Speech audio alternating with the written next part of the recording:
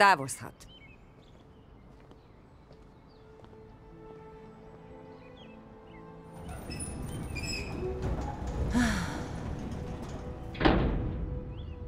Anya!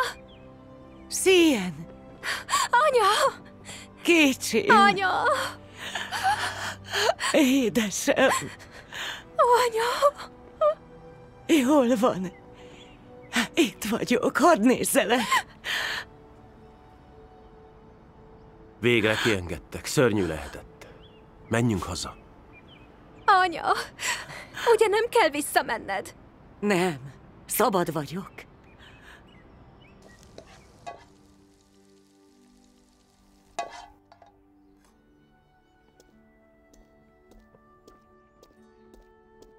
Anya! Csingszin! Anya! Anya! Ha tudnád, mennyit imádkoztam érted? Anya! Jól vagy? A börtön éveit kezdetén annyira reménykedtem, hogy hamar kiengednek. Anya! Sosem gondoltam volna, hogy 7 év lesz belőle. De végre itthon vagy. Anya, gyere, ülj le.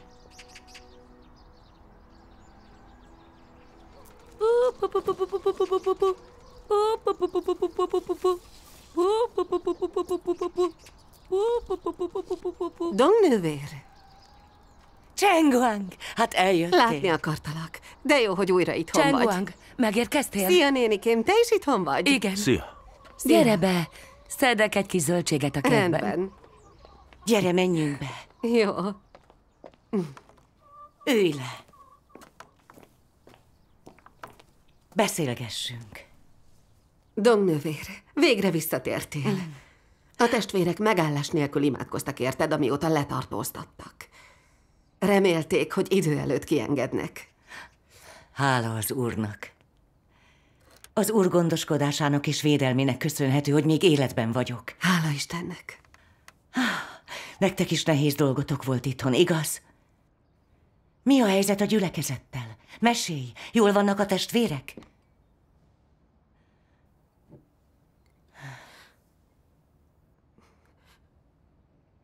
A gyülekezet elnéptelenedik. A testvérek mind gyengék és negatívak, és egyre kevesebben járnak. Az egész sivár és élettelen. A lelkészek és vének mindig ugyanazokat a Biblia részleteket tárgyalják. Nincs új fény, és a testvérek mind halálosan unják. Így igaz. A találkozók már nem táplálnak, nincs bennük semmi élvezet. Vannak, akik már nem is járnak. Hiányzik a Szentlélek munkája, és senkinek nincs kedve összegyűlni.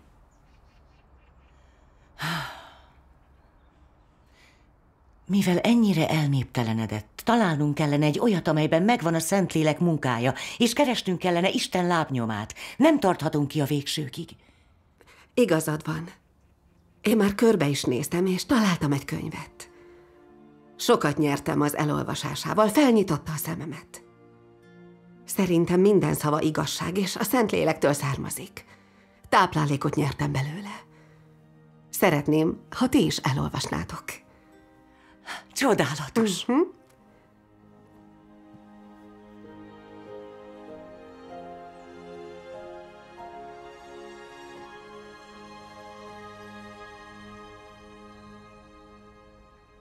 Bár sokan hisznek Istenben, kevesen értik, hogy mit jelent az Istenbe vetett hit. És mit kell tenniük, hogy megfeleljenek Isten akaratának. Ennek az az oka, hogy bár az emberek jól ismerik azt a szót, hogy Isten, és az olyan kifejezéseket, mint Isten munkája, nem igazán ismerik Istent, és még kevésbé Isten munkáját.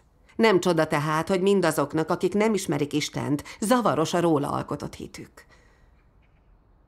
Az emberek nem veszik komolyan az Istenbe vetett hitet.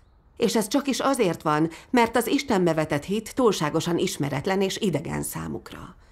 Következésképpen így módon elmaradnak Isten kívánalmaitól.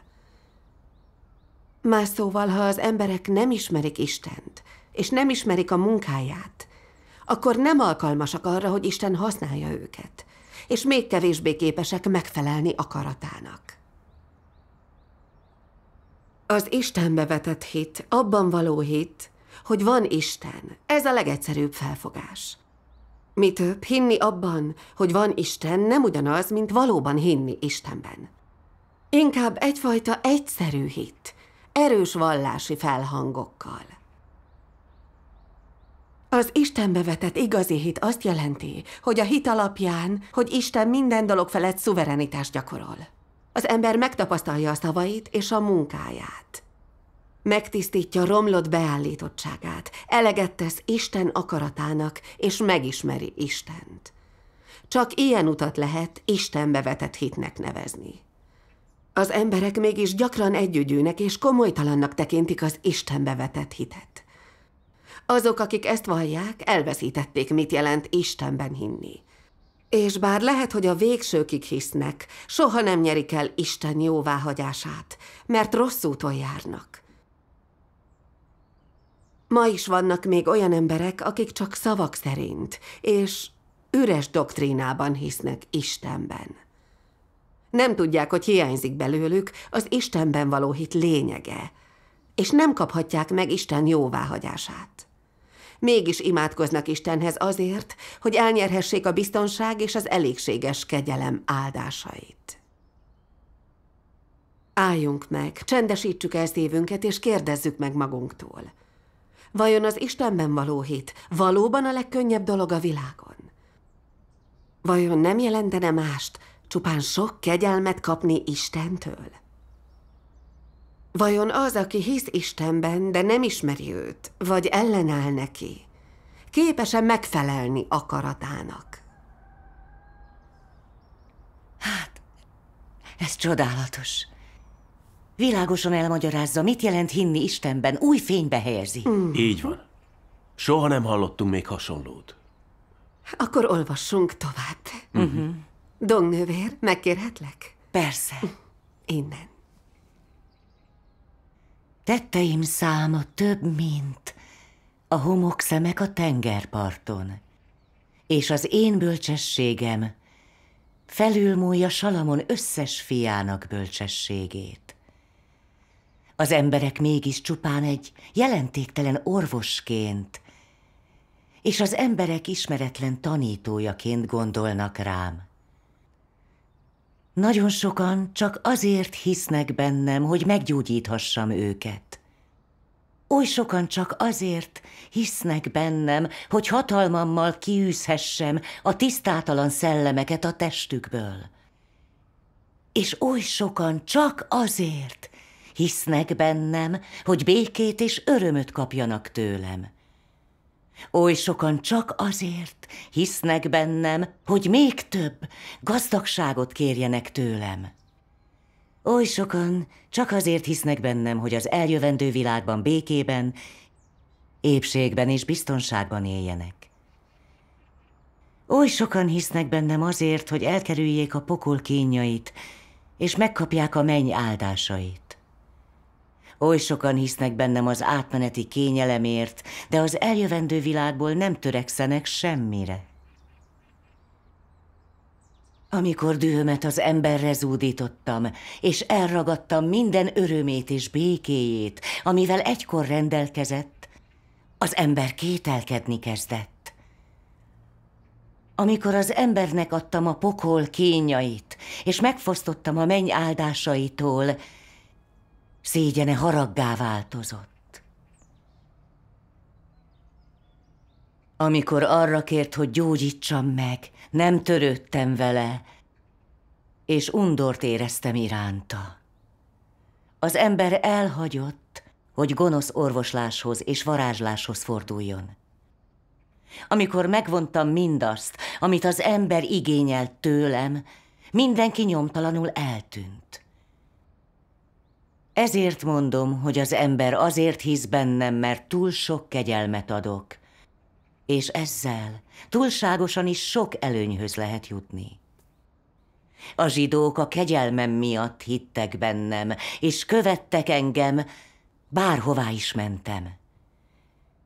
Ezek a tudatlan, korlátolt tudású emberek csak arra törekedtek, hogy lássák az általam kinyilvánított jeleket. Úgy tekintettek rám, mint a zsidók házának fejére, aki a legnagyobb csodákat tudja véghez vinni. Így amikor démonokat űztem ki az emberekből, ez sok vitát váltott ki közöttük. Azt mondták, hogy én vagyok Illés, hogy én vagyok Mózes, hogy én vagyok a legősibb a próféták közül, hogy én vagyok a legnagyobb orvos. Azon kívül, hogy mondtam, hogy én vagyok az élet, az út és az igazság, senki sem ismerhette meg lényemet vagy kilétemet. Azon kívül, hogy mondtam, hogy a menny az a hely, ahol az én atyám él, senki sem tudta, hogy én vagyok az Isten fia, és maga Isten is. Azon kívül, hogy mondtam, hogy megváltást hozok az egész emberiségnek, és megváltom az emberiséget, senki sem tudta, hogy én vagyok az emberiség megváltója. És az emberek csak jóindulatú és könyörületes emberként ismertek engem. És azon kívül, hogy képes voltam megmagyarázni mindent, ami rólam szól, senki sem ismert engem, és senki sem hitte el, hogy én vagyok az élő Isten fia. Ilyen az emberek hite bennem, és ahogyan megpróbálnak becsapni, hogyan tehetnének tanúságot rólam, amikor ilyen nézeteket vallanak rólam? Hűha! Úgy hangzik, mintha Isten beszélne hozzánk. Valóban olyan, mintha Isten szólna hozzánk. Úgy tűnik, ez Isten hangja. Más nem tudna ilyen szavakkal előállni. Ez azt jelenti, hogy Isten hangját halljuk. Annyira csodálatos, hogy így éreztek. Mit is mondott az Úr Jézus? Az én juhaim hallgatnak a hangomra. Nem halljátok Isten hangját ebben? Isten valóban megáldott minket. Lehetővé téve, hogy meghalljuk az ő hangját. Igen. Így igaz. Igazság rejlik szavakban, és arról szólnak, hogy az Úrban hívőknek hogyan kell megismerniük őt. Ezek mind értékes szavak, amelyek vezetnek minket Isten megismerésében. Hála Istennek! Látjátok, hogy értékes szavak, csodálatos. Már több mint 1 éve olvasom. Sok titkot felfed a Bibliából, azokat az igazságokat fejezi ki, amelyeket nekünk, az Úr híveinek meg kell értenünk. Feloldja nehézségeinket és zavarunkat. Minél többet olvasom, annál vidámabb a szívem. Elolvasása után sok igazságot megérthetünk és tisztábban láthatunk. Isten valódi áldása, hogy elolvashatjuk. Hála az Úrnak. Igen. Ez a könyv olyan értékes. Te, Csenguang, Igen? ki írta ezt a könyvet? Honnan származik? Tényleg? Elárulod nekünk? Egy barátomtól, aki az evangéliumot hirdeti. Kölcsön tudnád adni egy kicsit, hogy mi is elolvassuk? Természetesen, ha annyira szeretnétek, szívesen kölcsönadom. Nagyszerű. Ha sokat olvassátok, fokozatosan megértitek, honnan jöttek ezek a szavak. Hála az Úrnak. Pár videót is hoztam. Nézzük meg, jó? Rendben. Ez a könyv olyan nagyszerű. Olvassunk még belőle.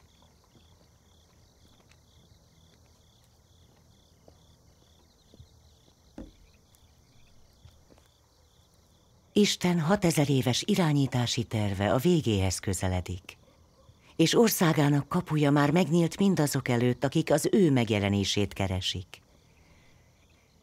Kedves fivérek és nővérek, most mire vártok még? Mi az, amit kerestek? Várjátok-e most Isten megjelenését? Keresitek-e most az ő lábnyomait? Mennyire kell vágyakozni Isten megjelenése után? És milyen nehéz megtalálni Isten lábnyomait? Egy ilyen korban, egy ilyen világban mit kell tennünk, hogy tanúi legyünk a napnak, amelyen Isten megjelenik? Mit kell tennünk, hogy lépést tartsunk Isten lépteivel? Ilyen kérdésekkel szembesülnek mindazok, akik várják Isten megjelenését. Ezeken mindannyian gondolkodtatok már nem is egyszer. De milyen eredménnyel?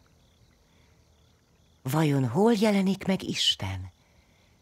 Hol vannak Isten lábnyomai? Tudjátok a választ a kérdésre? Sokan a következőképpen felelnének. Isten megjelenik mindazok között, akik követik őt, és a lábnyomai közöttünk vannak. Ez ilyen egyszerű. Bárki adhat rá sablonos választ.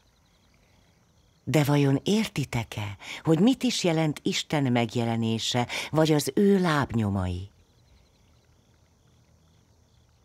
Isten megjelenése az ő földi érkezésére utal, hogy személyesen végezze a munkáját. Ő a saját identitásával és természetével, és a vele született módon száll alá az emberiség közé, hogy elvégezze egy kor megkezdésének és egy kor befejezésének a munkáját. Ez a megjelenési mód, nem egyfajta szertartás, nem valamiféle jel, vagy valamiféle kép, vagy valamiféle csoda, vagy valamiféle nagyszerű látomás, és még kevésbé vallási esemény, hanem valós és igaz tény. Olyan tény, amelyet bárki megtapinthat, és amelyet bárki meg is tekinthet. Ez a fajta megjelenés nem valami rutincselekvés, vagy bármilyen rövidtávú vállalkozás kedvéért történik, hanem inkább az ő irányítási munkájának egy szakasza. Isten megjelenése mindig jelentőségteljes, és valamilyen kapcsolatban áll az ő irányítási tervével. Ez a megjelenés teljesen más, mint az a megjelenés, amelyben Isten irányítja, vezeti és megvilágosítja az embert.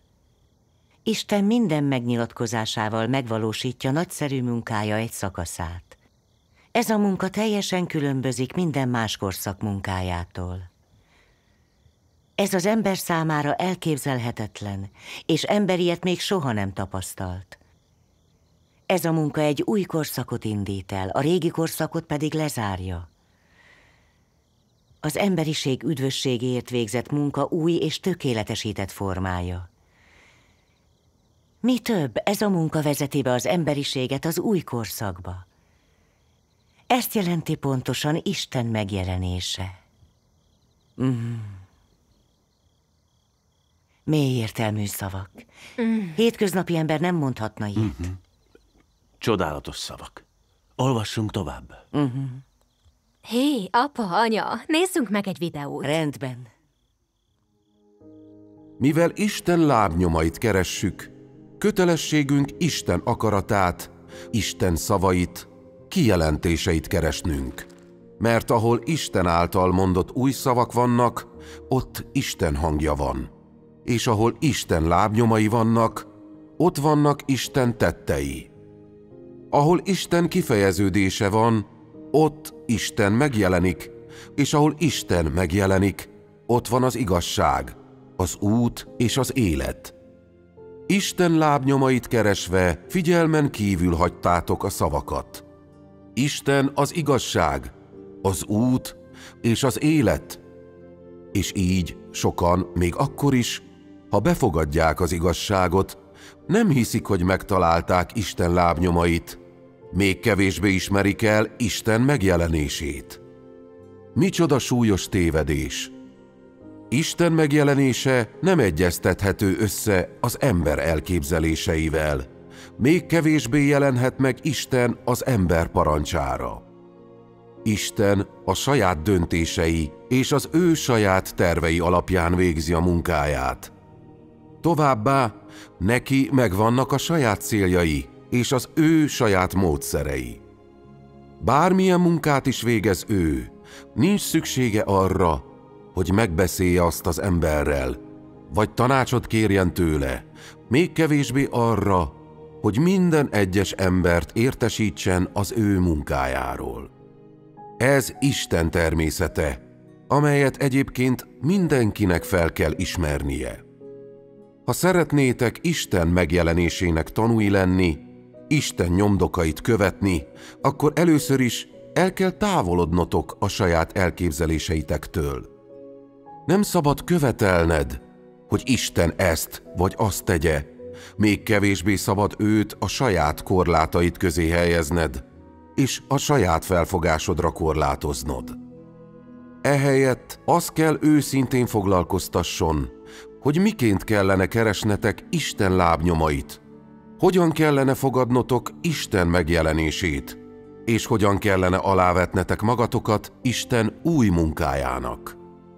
Ezt kellene tennie az embernek. Mivel az ember nem az igazság, és nincs az igazság birtokában, ezért keresnie, elfogadnia és engedelmeskednie kellene.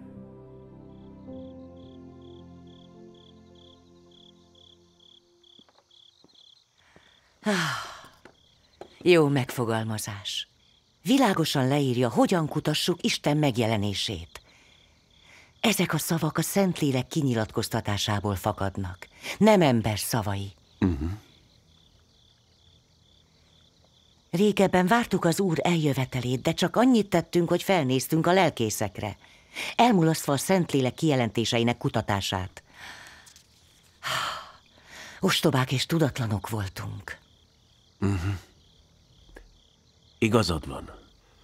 Látom, hogy ezek a Szentlélek kijelentései sok misztériumot felfednek, amit elképzelni sem tudunk. Igen.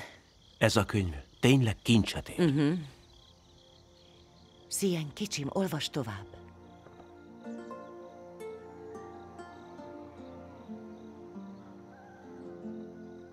Egykoron Jahve néven ismertek engem. Messiásnak is neveztek. Az emberek szeretettel és megbecsüléssel hívtak Jézusnak, a megváltónak. Ma azonban már nem az a Jahve vagy Jézus vagyok, akit a múltban ismertek. Én vagyok az Isten, aki az utolsó napokban visszatért és véget vet a korszaknak. Én vagyok az Isten maga, aki felemelkedik a világ végéről, a maga teljes természetében, tele tekintéllyel, becsülettel és dicsőséggel. Az emberek soha nem léptek kapcsolatba velem, és soha nem ismertek meg engem, ahogy az én természetemet sem. A világ teremtésétől kezdve a mai napig egyetlen ember sem látott engem. Ez az Isten az, aki az utolsó napokban megjelenik az embereknek, de elrejtőzik közöttük. Az emberek között él, igaz és valóságos, mint az égő nap és a lobogó láng, tele erővel és hatalommal. Nincs senki vagy semmi, aki vagy ami ne ítéltetne meg szavaim által. És nincs senki vagy semmi, aki vagy ami ne tisztulna meg a lobogó tűzben. Végül minden nemzet áldott lesz az én szavaim által, és darabokra is törik az én szavaim miatt. Így az utolsó napokban mindenki látni fogja, hogy én vagyok a visszatért megváltó, a mindenható Isten, aki meghódítja az egész emberiséget.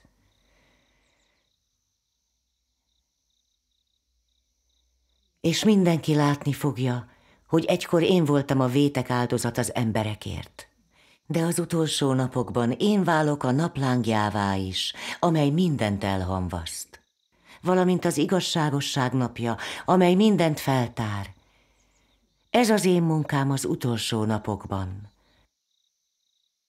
Azért vettem fel ezt a nevet, és azért bírok-e természettel, hogy minden ember lássa, hogy én vagyok az igazságos Isten, hogy minden ember lássa, én vagyok az égő nap, a lobogó láng, és hogy mindenki imádjon engem, az egyetlen igaz Istent, és hogy lássák igazi arcomat.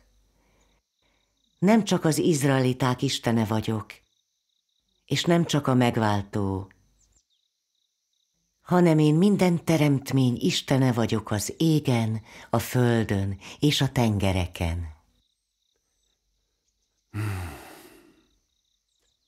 Erővel és hatalommal teljes szavak ezek. Csingszhin, hát ez nem Isten hangja? Szerintem igen, olyan tekintélyes szavak. Mindenható Istenről tesznek tanúságot. A keleti villámlás tagjai szerint az Úr visszatért. Ő a megtestesült mindenható Isten, aki sok igazságot kifejezett és az ítélet munkáját végzi. Szerinted ez a könyv az ige testet ölt, a keleti villámlás könyve? Ezek vajon mindenható Isten szavai? Ez arról tanúskodik, hogy mindenható Isten a visszatért Úr Jézus. Igen, de a lelkészek és a vének elítélik a keleti villámlást. Nem azért, mert tanúságot tettek az Úr Jézus visszatéréséről, hogy ő mindenható Isten. Valószínűleg. Ha ez a helyzet, akkor ezt valóban meg kell vizsgálnunk.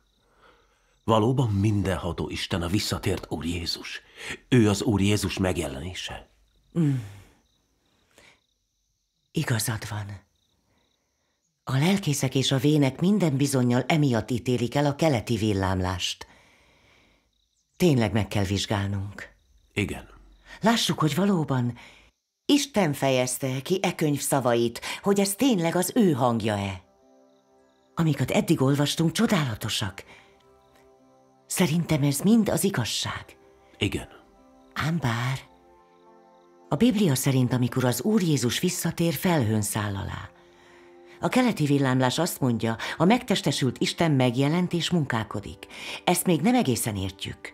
Talán várjuk meg Csenguangot, és kérdezzük meg tőle. Rendben.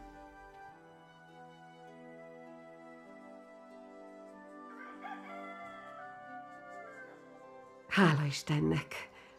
Dongnővér, olvastátok a könyvet az utóbbi napokban? Igen. Csenguang, Igen? ez a könyv az ige testet ölt, nem a keleti villámlástól van? De igen. Te elfogadtad a keleti villámlást? Ahogy mondod. 1 éve elfogadtam mindenható Istent. De a gyülekezetünkben vannak még olyanok, akik őszintén hisznek Istenben, és én szeretném velük megosztani az evangéliumot. Úgy terveztem, megosztom velük, és utána elhagyom a gyülekezetet. Pár nappal ezelőtt felolvastam a könyvből Chang nővérnek, Yang nővérnek és Chou testvérnek. És arra jutottak, hogy mindenható Isten szavai valóban Isten hangja. Így igaz. Így igaz. Annyira meghat, hogy visszatértél. Fogadd el tőlem ezt a könyvet ajándékba. Szeretném, ha olvasnád mindenható Isten szavait, és hallanád Isten hangját. Hogy érzitek magatokat e könyv szavai után? Ó, nagyszerűen. E könyv szavai csodálatosak. Ilyesmit nem lehet olvasni vagy hallani a vallásban. Igen. Érezzük, hogy az igazságot jelentik, és úgy tűnik, hogy a Szentlélek kijelentései. Hála Istennek. De van valami, ami nem világos. És mi az? A Biblia szerint az Úr Jézus felhőn száll alá, amikor visszatér. De a keleti villámlás azt mondja, a megtestesült Isten már megjelent és munkálkodik. Ezt nem igazán értjük. Kérjük, magyarázz el nekünk. Úgy van. Igen. Rendben. Dongnővér. Legtöbben azt hiszik, hogy amikor az Úr visszatér, felhőn száll majd alá, ami összhangban van a Biblia proféciájával. De az Úr Jézus sok egyebet is mondott a visszatéréséről jövendőlve. Mi csak egyet ismerünk ebből, de ez nincs összhangban az Úr Jézus akaratával. Hozzátok hasonlóan én is azt hittem, hogy amikor az Úr Jézus visszatér, felhőn száll alá. De a mindenható Isten egyházának testvéreivel való közösség után megértettem. Más profécia is létezik az Úr visszatéréséről, amely szerint az Úr megtestesül és titokban jön el a földre. Ahogy az Úr Jézus mondta, gondoljatok arra, ha tudná a házura, hogy mikor jön el éjjel a tolvaj, akkor virrasztana, és nem hagyná, hogy betörjenek.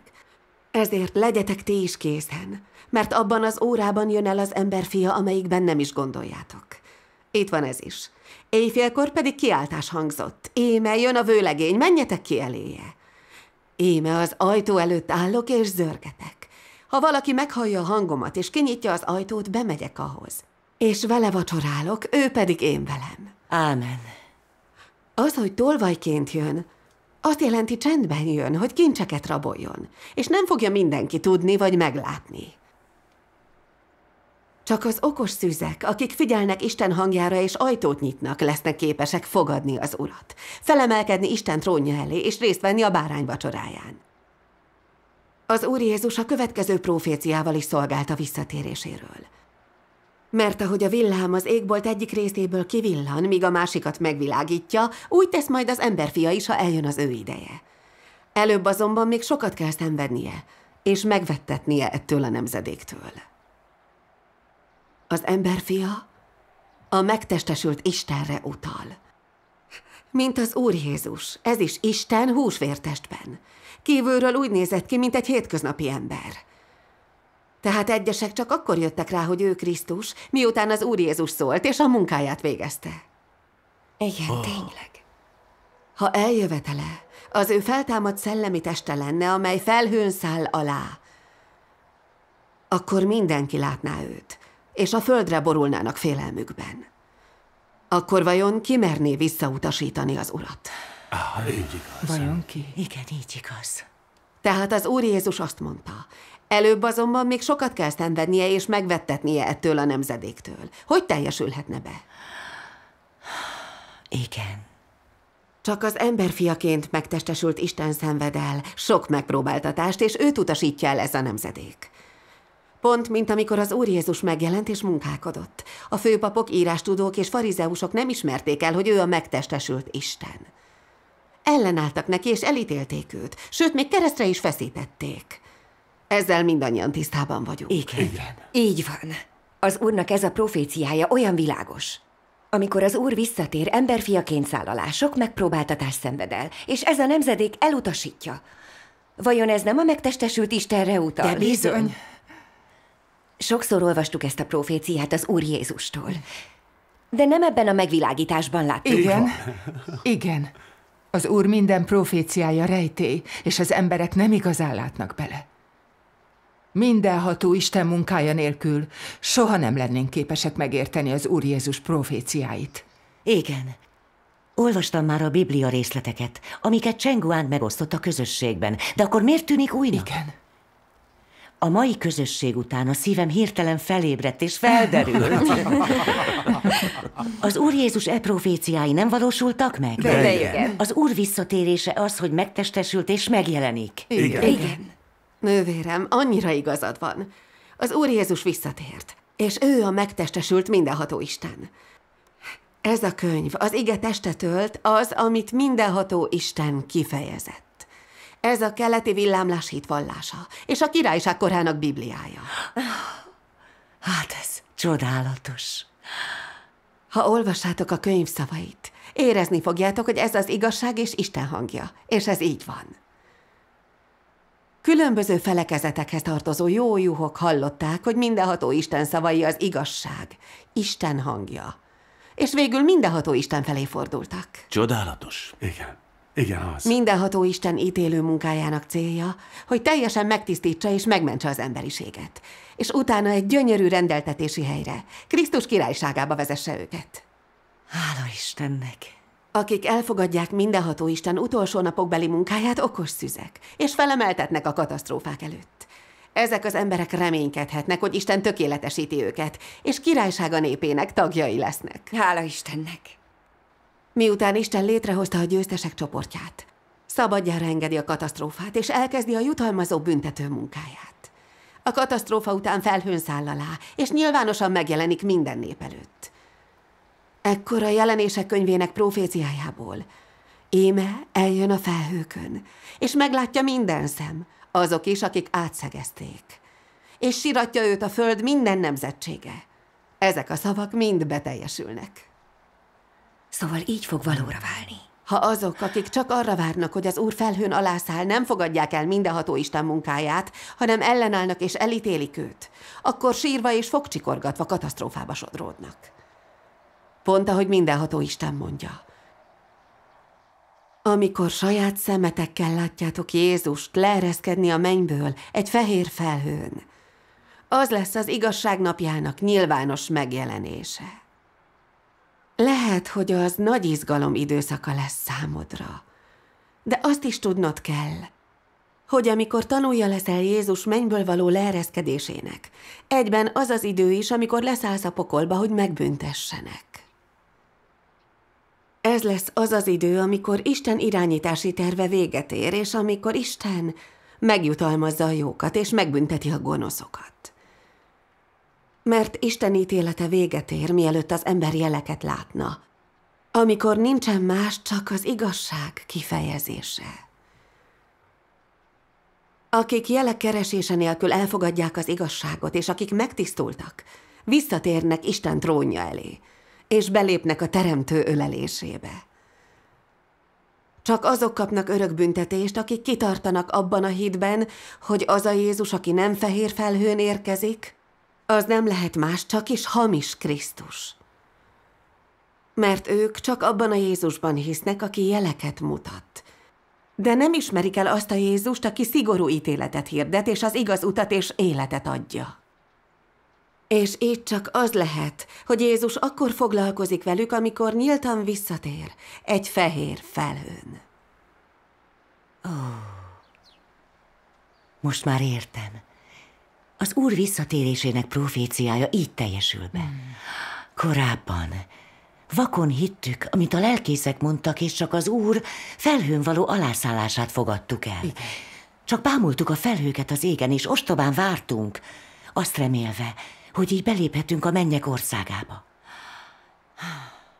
Figyelmen kívül hagytuk az Úr titkos alászállását. Ha belegondolok, állandóan a proféciákat olvastuk, hogy nem értettünk belőlük semmit. Hát így van.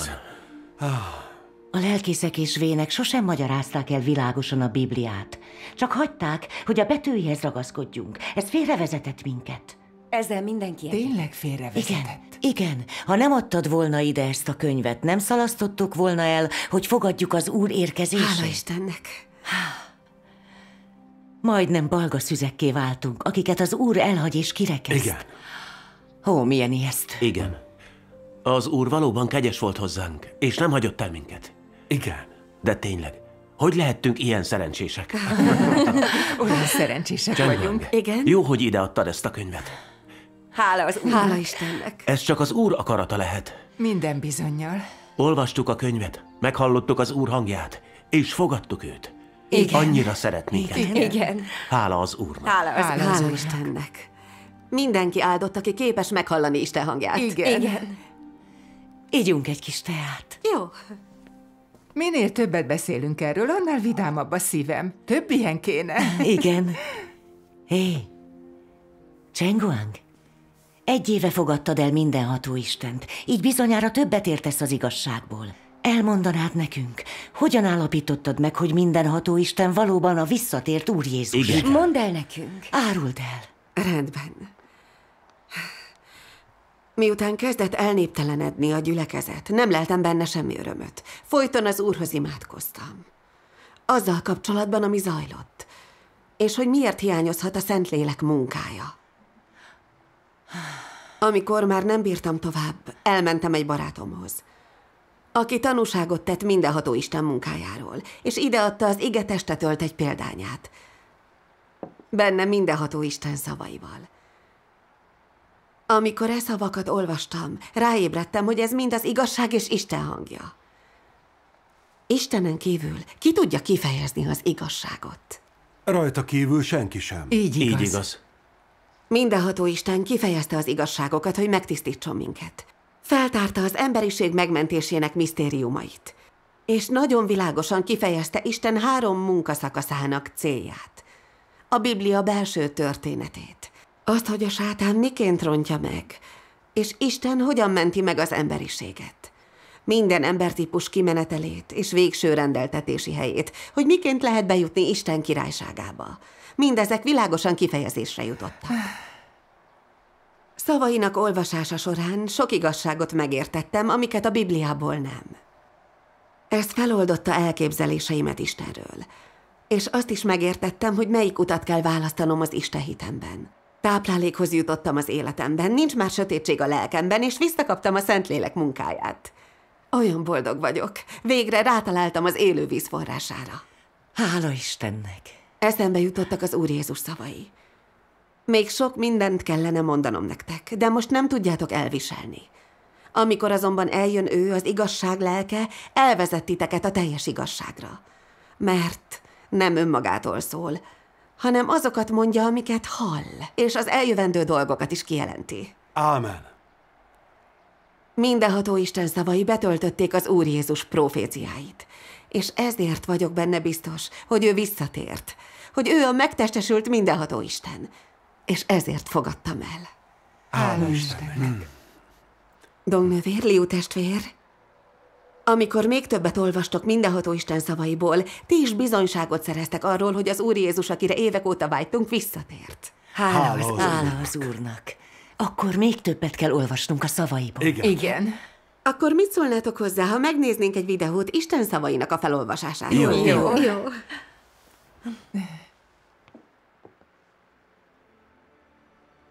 Az egész világegyetemben végzem a munkámat, és keleten végtelenül dübörgő robajok hallatszanak, megrázva minden nemzetet és felekezetet. Az én hangom az, amely minden embert a jelenbe vezetett.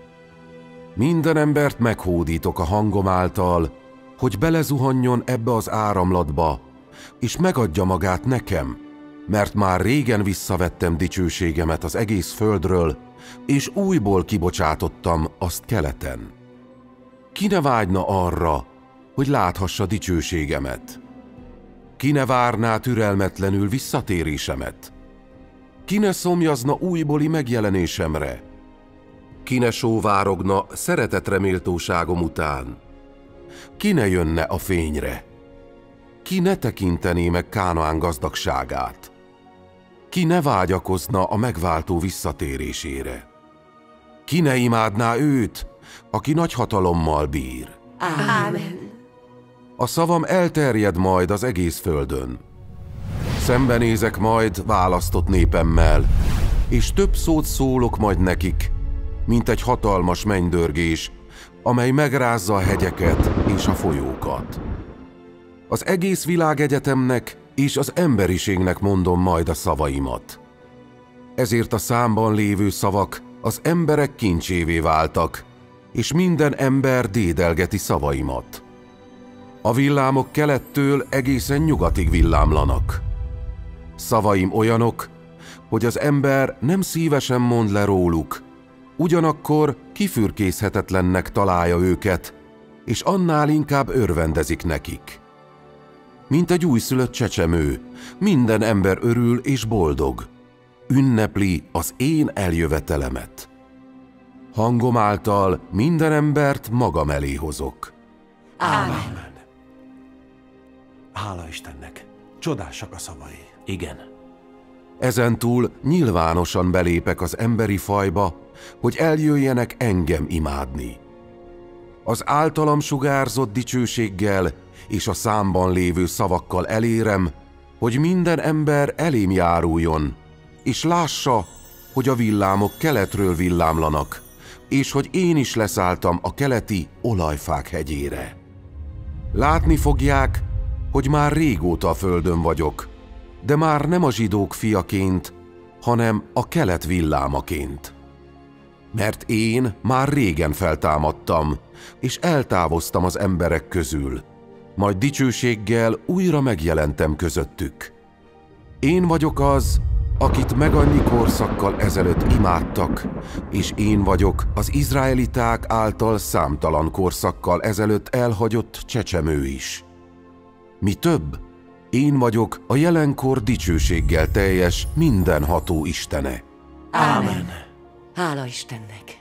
Járuljon mindenki trónom elé, és lássa dicsőséges arcomat, hallja a hangomat, és tekintse meg tetteimet. Ámen.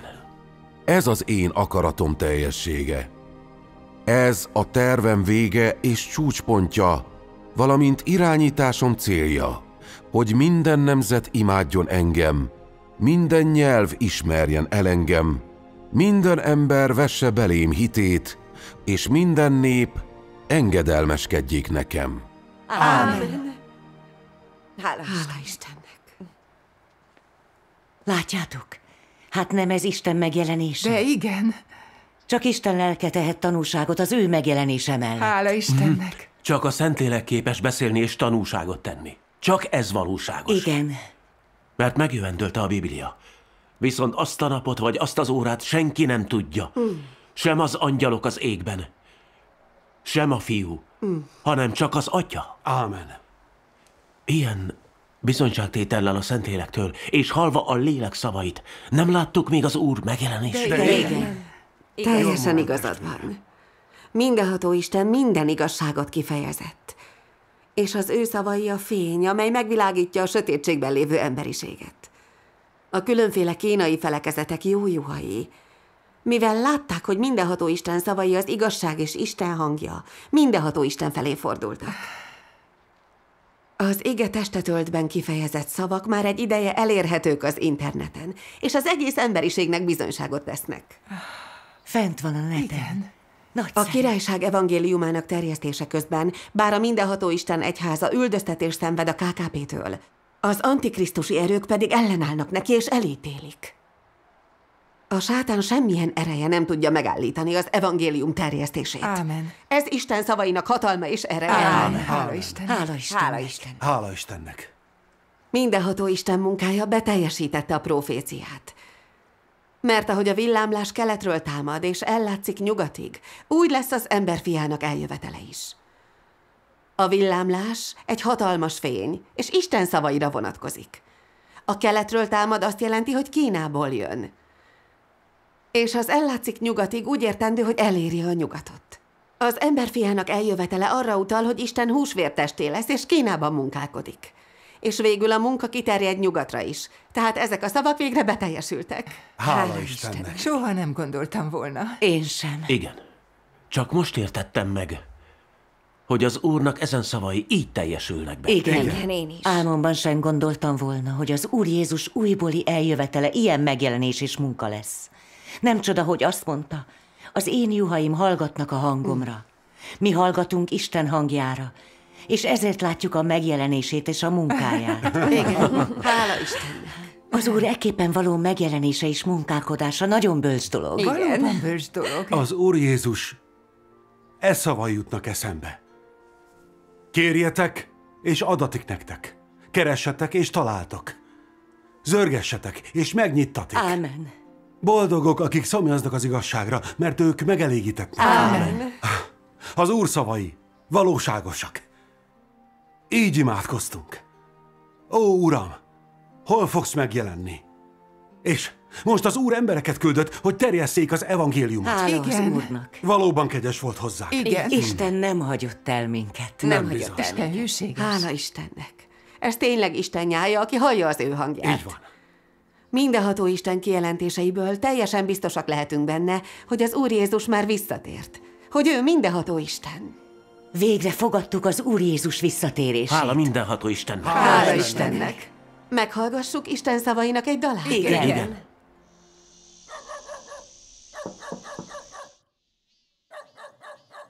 Szien, Igen? nézd meg, ki jött. Oké. Vegyük el a könyvet. Ki az? Liu Channing. Ó, igazgatónő. Szien, itthon van az anyukád? Igen, itthon. Anya, Liu igazgatónő. Fekszik.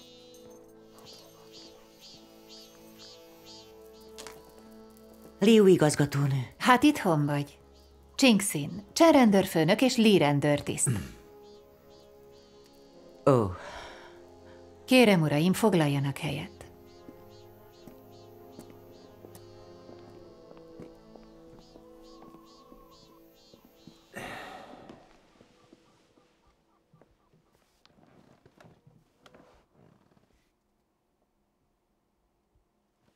Dong Ching-sin.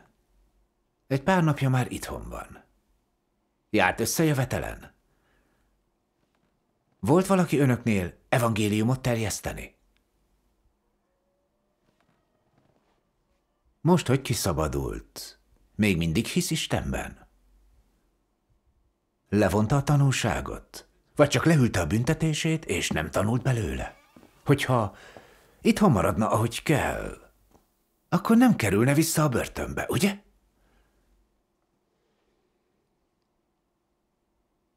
Ne gondolja, hogy csak mert kiszabadult, semmi sem történik. Havonta egyszer jelentkeznie kell a rendőrőrsön.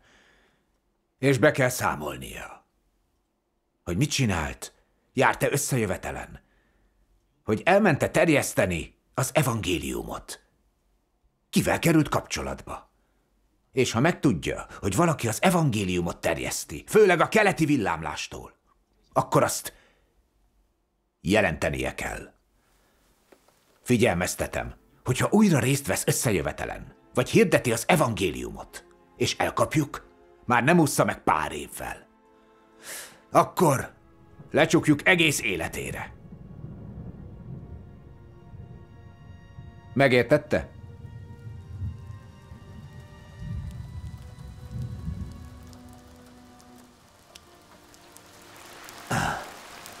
Azért jöttem ide, hogy tájékoztassam az előírásokról. Ez a saját érdeke. Meg kell értenie. Igen, ez mindannyiunk érdeke. Együttműködést várunk.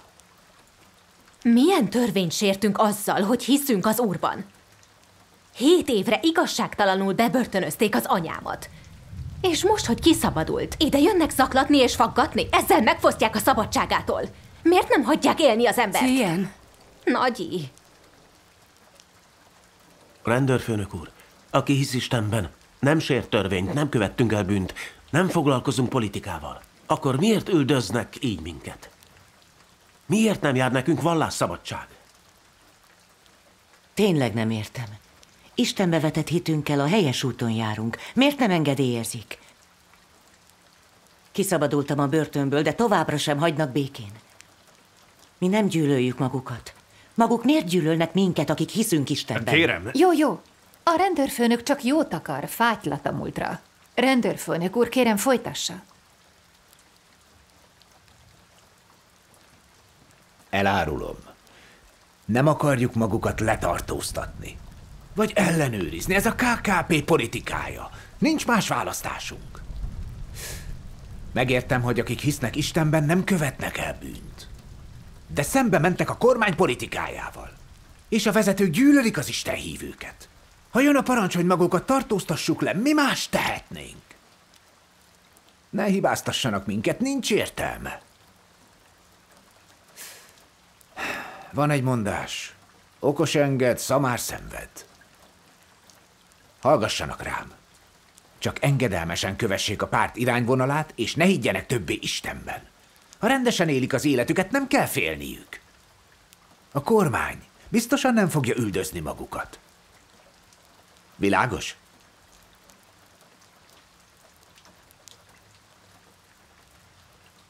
Ezt csupán a maguk érdekében mondom.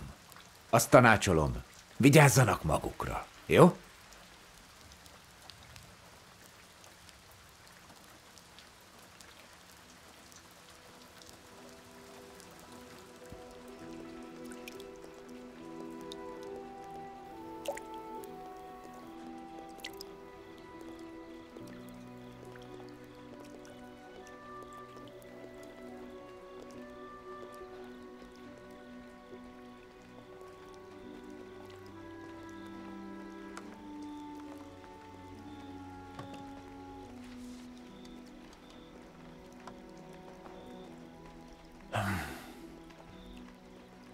A kínai kommunista kormány sarokba szorít minket. Még azután is ellenőriznek, hogy kiszabadultál. Nem hagyják, hogy eljárj. Vagy összejöveteleket látogass. Havonta jelentkezni is kell náluk. Mintha házi őrizetben lennél. Hiába engedtek ki. Hogy lehetnénk így szabadok? Úgy tűnik, a kormány egyre inkább üldözi a házi gyülekezeteket. Különösen a mindenható Isten egyházát. Ez még kegyetlenebb, még szörnyűbb. Ha a kormány megtudná, hogy mindenható Istenben hiszünk, minden bizonnyal letartóztatnának, és súlyos büntetést szabnának ki.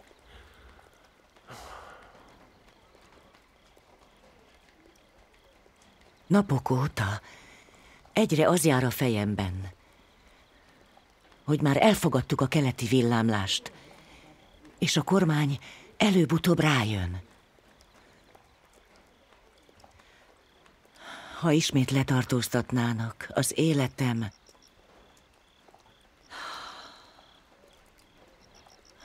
valószínűleg nem is térnék haza többé. De aztán az jut eszembe, hogy annyi éve hiszünk az Úrban. Reméltük, hogy eljön és elvisz a mennyek országába. Most, hogy visszatért, ha nem fogadjuk el őt gyávaságból, akkor az Úrba vetett hitünk és a sok évnyi szenvedésünk nem lesz hiába való.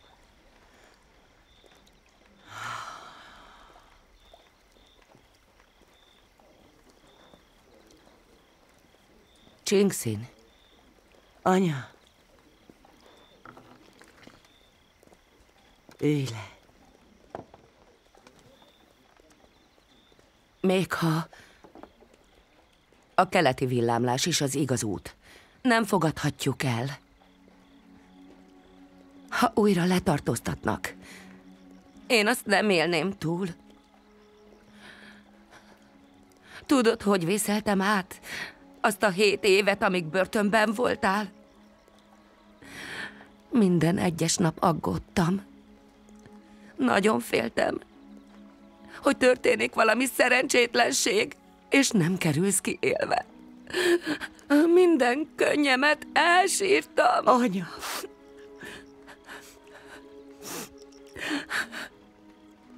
Arról nem is beszélve, hogy miután letartóztattak, Szient kirúgták az iskolából, és a kormány figyeltette a házunkat. Még a saját otthonunkban sem voltunk szabadok. A falubeliek azóta is nevetnek és megvetnek. Annyira, hogy ránk se néznek többé.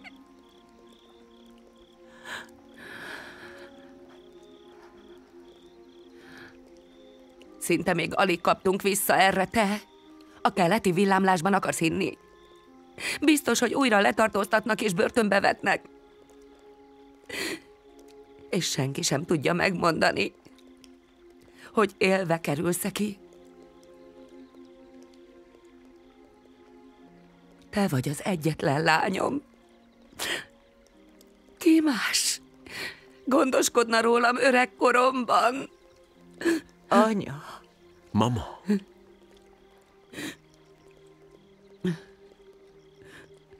Csingszin, kérlek, fogadd meg a tanácsomat. Semmi szín alatt se higgy a keleti villámlásban, jó?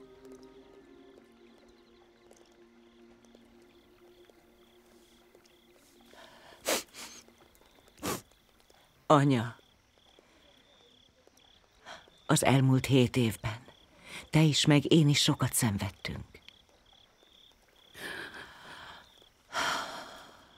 Az Úr Jézus azt mondta, boldogok, akiket az igazságért üldöznek, mert övék a mennyek országa. Az Úr jóváhagyja a szenvedésünket,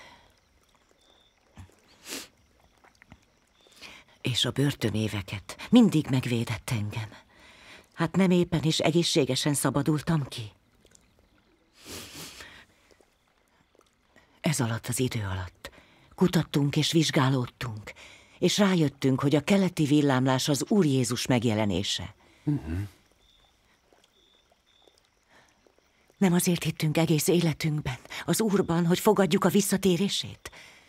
Az Úr visszatért. De ha nem merjük elfogadni, mert félünk a kormány elnyomásától, nem szalasztanánk el a lehetőséget, hogy belépjünk a mennyek országába? Így lenne, mama. Anya, a keleti villámlás az igaz út, és az Úr Jézus megjelenése. Ha elfogadjuk Isten új munkáját, és ő velünk lesz, és élvezzük gondoskodását, akkor nincs, amit ne győzhetnénk le. Pontosan. Szia, lelkész, Shenvén. Viszlát. Viszlát. Szia, Sun testvér. Szia, lelkész! Azt hallottam, hogy Dong Chingsin a keleti villámlást vizsgálja. Bizonyos, hogy meg róla mielőbb. Értem. Dong Chingsin most szabadult ki a börtönből. De a keleti villámlást vizsgálja. Jaj. Úgy tűnik, nem tanult a történtekből. A keleti villámlást vizsgálja? Ki prédikált neki? Még nem tudom. Tekintélye volt a gyülekezetben. Minden testvér kedvelte a prédikációit. Ha elfogadta a keleti villámlást, biztosan sokakat magával visz. Nem fog így a gyülekezetünk szétesni? Kerül, ami bekerül. Meg kell állítanunk. A keleti villámlás mindig juhokat rabolt, és még mindig van merszük. Ha Dong Chingsin is elfogadja őket, csak pár jó marad a gyülekezetben. Így igaz. Mi lelkészek és vének, hadsereg nélküli tábornokokká válunk. Menjünk, siessünk és derítsük ki. Rendben.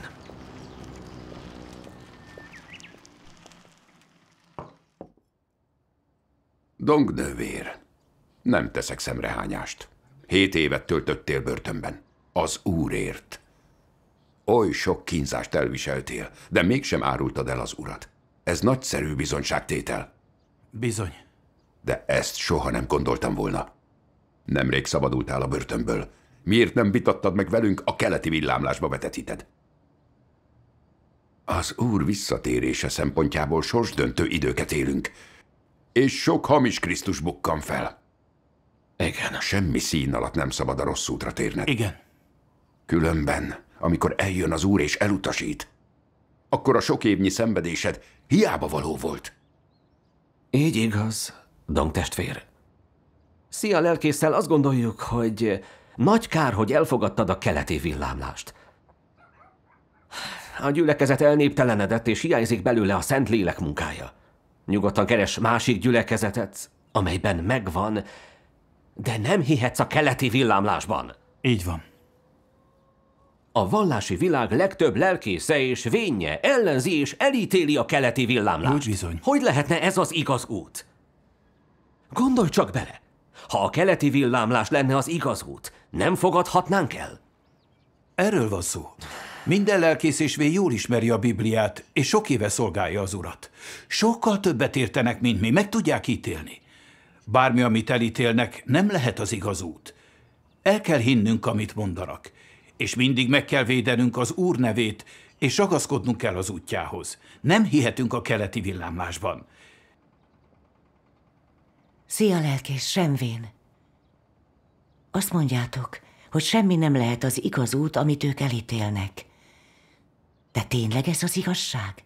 Alátámasztják ezt az Úr szavai? A ti nézőpontotok alapján, miszerint semmi sem lehet az igaz út, amit ők elítélnek. Azt kérdezem tőletek, hogy amikor az Úr Jézus megjelent, akkor ki állt neki ellen és ítélte őt el? Ki fogott össze a római hatóságokkal, hogy keresztre feszítse? Nem a zsidó vallás főpapjai, írástudói és farizeusai? Ők mind sok éven át szolgálták Istent, és jól ismerték az írást. Ellenálltak az Úr Jézusnak, és elítélték. Szerintetek az Úr Jézus nem az igaz Isten, és az ő munkája nem az igaz út? Szerintetek a keleti villámlás nem az igaz út, de megvizsgáltátok ezt az utat? Olvastátok mindenható Isten szavait? Nem olvastátok a szavait, és nem is vizsgáltátok a keleti villámlást. Mégis elítélitek. Nem féltek, hogy ugyanabba a hibába estek, mint a farizeusok? Dong nővér, hogy mondhatsz ilyet? A megítélésetek nem azon alapul, hogy megvan-e benne a Szentlélek munkája vagy az igazság, hanem azon, hogy a lelkészek és a vének ellenzik és elítélik-e. Ez a fajta ítélkezés összhangban van Isten akaratával vagy az igazsággal? Ez alatt mindenható Isten számos szavát elolvastuk. És rájöttünk, hogy a szavai mind az igazságot jelentik, hatalommal és erővel teljesek. Ez Isten hangja. Istenen kívül ki tudja még kifejezni az igazságot és az ő hangját? Megállapítottuk, hogy mindenható Isten a húsvér testet öltött Isten, és a keleti villámlás az igaz út. Szia, pásztor, Senvén. Ti sok éve szolgáljátok az Urat. Az Úr szavait kellene alapul vennetek, hogy meghalljátok a hangját. Ne ítéljétek el vakon a keleti villámlást. Ez ellenállás Istennek. Így igaz. Olvassátok el mindenható Isten szavait. Az Úr Jézus azt mondta, Isten juhai meghallják az ő hangját, és ha elolvassátok, akkor képesek lesznek meghallani, hogy ez az Isten hangja. Tessék, olvassam mindenható Isten szavait, és halljam Isten hangját. Erre semmi szükség. Hol van igazából Isten hangja? A Biblia szavai mind az ő hangja, és a Biblián kívül semmi más nem az. Ezt hogy nem tudjátok? Az Úr Jézus azt kérte, hogy figyeljünk Isten hangjára, vagyis azt, hogy halljuk meg az Úr hangját a Bibliából.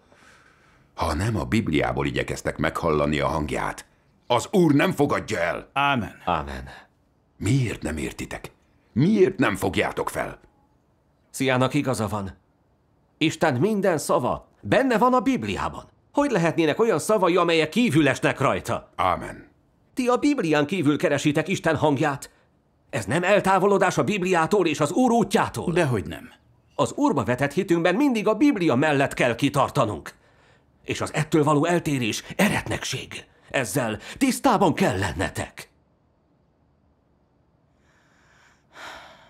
Ti azt mondjátok, hogy az Úr szavai mind benne vannak a Bibliában, és nem szerepel szava a Biblián kívül.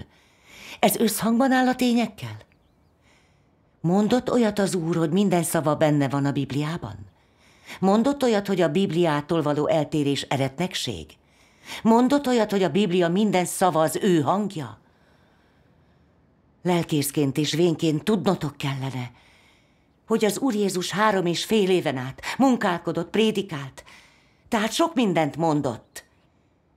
Mindössze azt a pár dolgot mondta volna, amit feljegyeztek a Bibliában. Emlékszem, mit mondott János apostol. De van sok egyéb is, amit Jézus tett.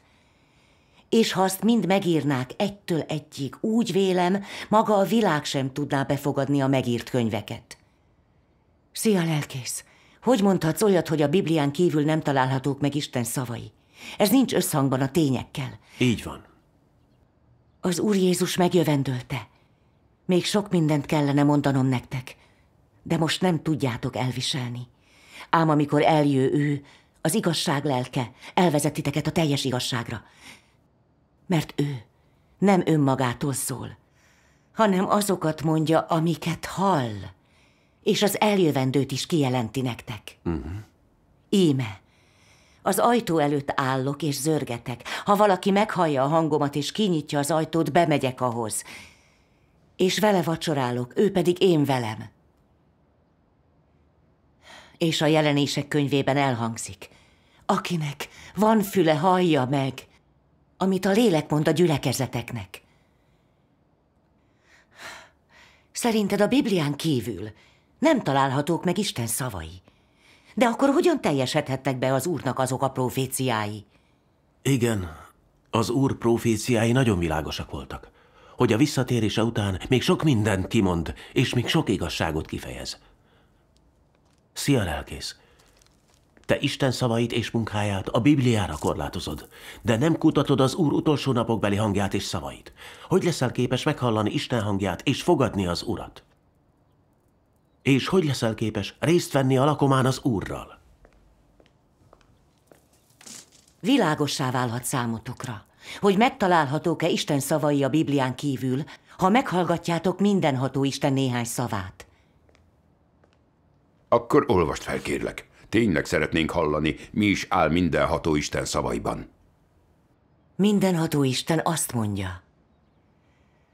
A Bibliában leírt dolgok korlátozottak, nem képviselhetik Isten teljes munkáját.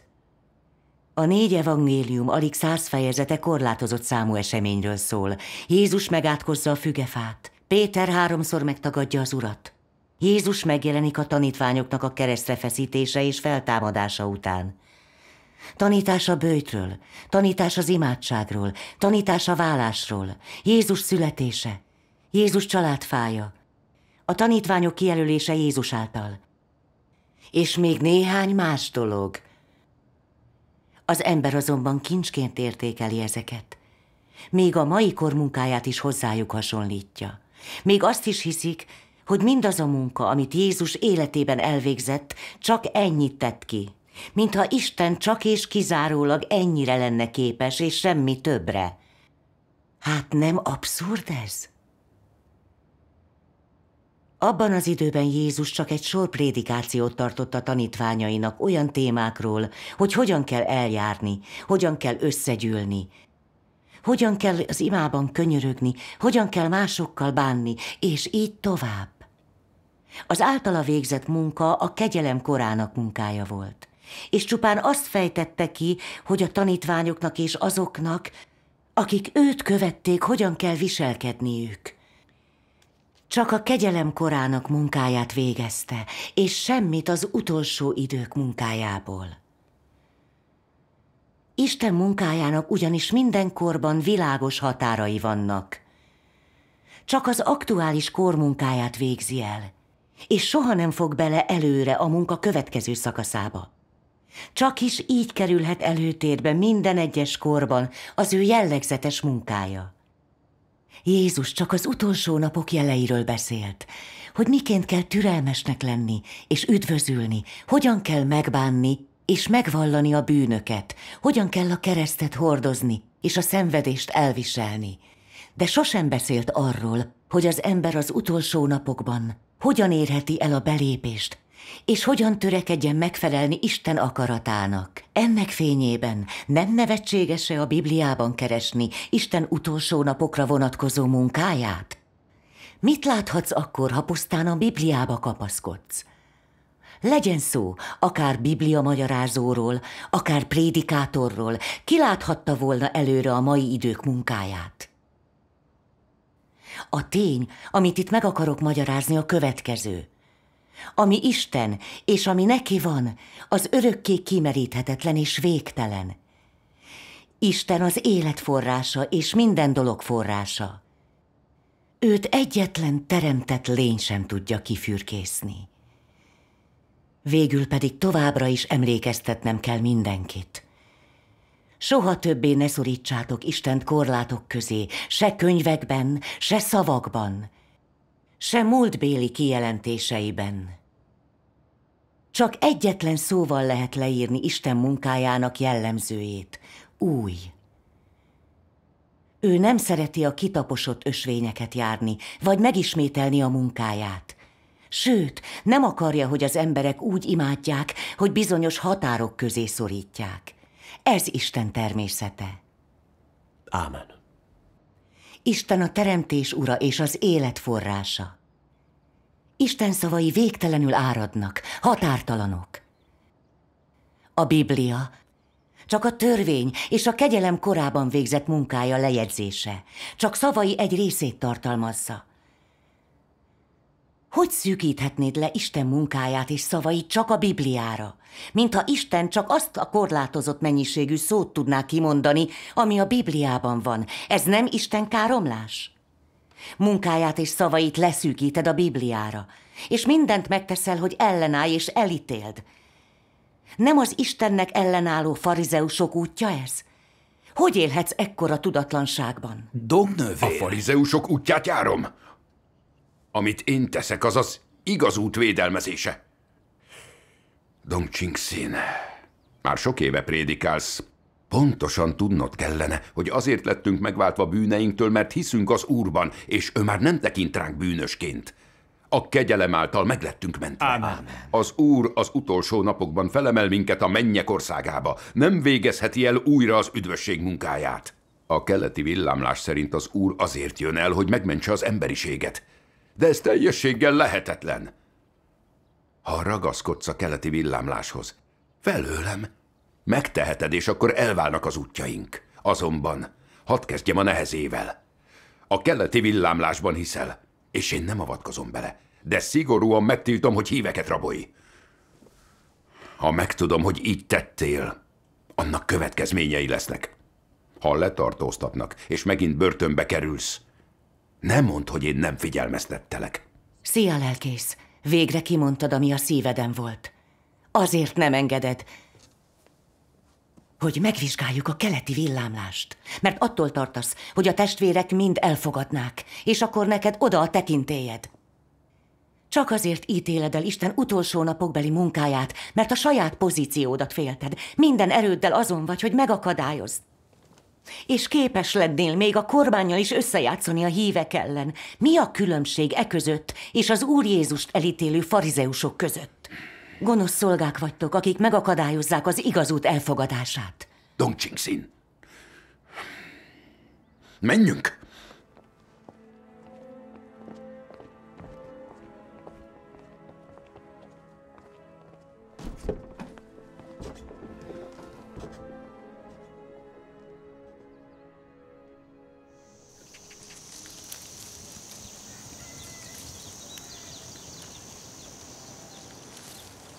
Figyelj!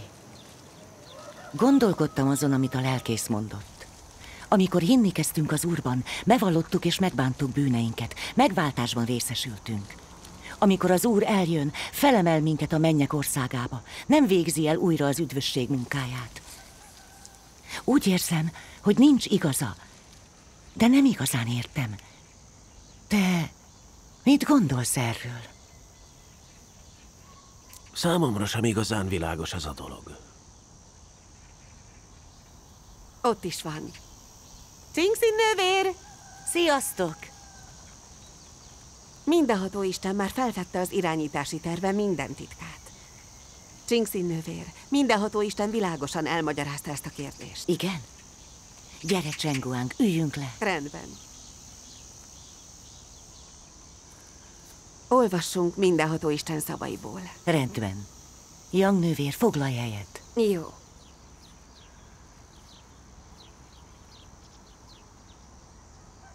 Mindenható Isten azt mondja.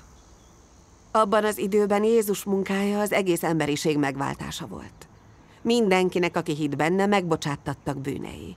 Amennyiben hittél benne, megváltott téged. Ha hittél benne, nem voltál többé bűnös. Megszabadultál a bűneidtől. Ezt jelentette az üdvözülés és a hit általi megigazulás. Mégis azokban, akik hittek, megmaradt az, ami lázadó volt és ellenszegült Istennek. És amit még mindig el kellett távolítani. Az üdvösség nem azt jelentette, hogy Jézus teljesen megnyert, hanem azt, hogy többé nem vagy a bűné. Bocsánatot nyertél. Feltéve, hogy hittél, soha többé nem voltál a bűné. Mindaz, hogy az ember megváltást és bűnbocsánatot nyert, csak úgy tekinthető, hogy Isten nem emlékszik az ember vétkeire, és nem bánik az emberrel vétkei szerint. Ha a húsvértestben élő ember nem szabadult meg a bűntől, folytatja a vétkezést, vég nélkül feltárva romlott sátáni beállítottságát. Ilyen életet él az ember, bűn és bűnbocsánat végtelen körforgását. Az emberiség többsége nappal vétkezik, hogy aztán este meggyónjon. Így, bár a vétek áldozat örökké hatékony az ember számára, nem lesz képes megmenteni az embert a bűntől. Az üdvösség munkájának csak a fele van elvégezve, mivel az ember beállítottsága még mindig romlott. Mélyebbre hatol, mint a bűn. Ez olyasmi, amit a sátán ültetett el, és mélyen gyökerezik az emberben. Az embernek nehéz megismernie bűneit. Képtelen felismerni saját, mélyen gyökerező természetét. Ehhez az ige ítéletére kell támaszkodnia. Csak is így változhat meg az ember ettől kezdve fokozatosan. A hozzátok hasonló vétkesek, akik most lettek megváltva, és még nem változtak meg, vagy nem tökéletesítette őket, megfelelhetnek Isten akaratának? Te, akinek még mindig megvan a régi énje, habár igaz, hogy Jézus megmentett téged, és Isten üdvössége miatt nem számítasz bűnösnek, de ez nem bizonyítja, hogy nem vagy bűnös, vagy tisztátalan. Hogyan lehetsz szent, ha nem változtál meg? Belül tisztátalanság, önzőség és aljasság tölt ki. Mégis alá szeretnél szállni Jézussal. Hogy lehetnél ilyen szerencsés? Elmulasztottál egy lépést a hitedben. Megváltásban részesültél, de nem változtál meg. Ahhoz, hogy Isten szíve szerinti légy, magának Istennek kell megváltoztatnia és megtisztítania téged. Ha csak megváltáson estél át, nem érheted el a szentséget. Így nem vagy alkalmas arra, hogy osztozz Isten áldásaiban. Mert kihagytál egy lépést Isten embert irányító munkájából, ami a változás és tökéletesedés kulcsa. Mint vétkes, aki most lett megváltva, nem kaphatod meg közvetlenül Isten hagyatékát.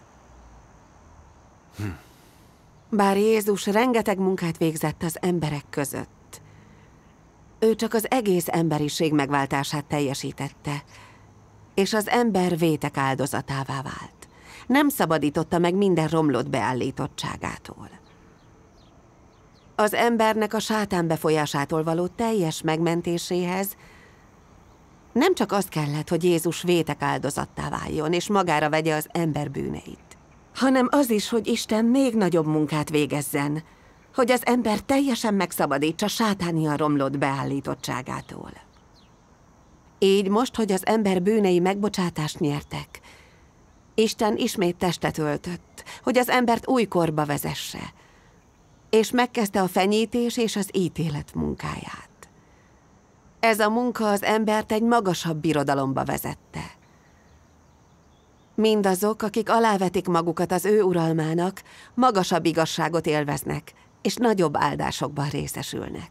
A világosságban fognak élni, és elnyerik az igazságot, az utat és az életet. Ámen. Hála Istennek. Nem lett vidámabb a szívetek e szavak után? De igen, mindenható Isten világosan elmondja Isten munkáját. Az Úr Jézus csak a megváltás munkáját végezte el, de ez nem az utolsó napokbeli munka, amikor Isten megtisztítja az emberiséget.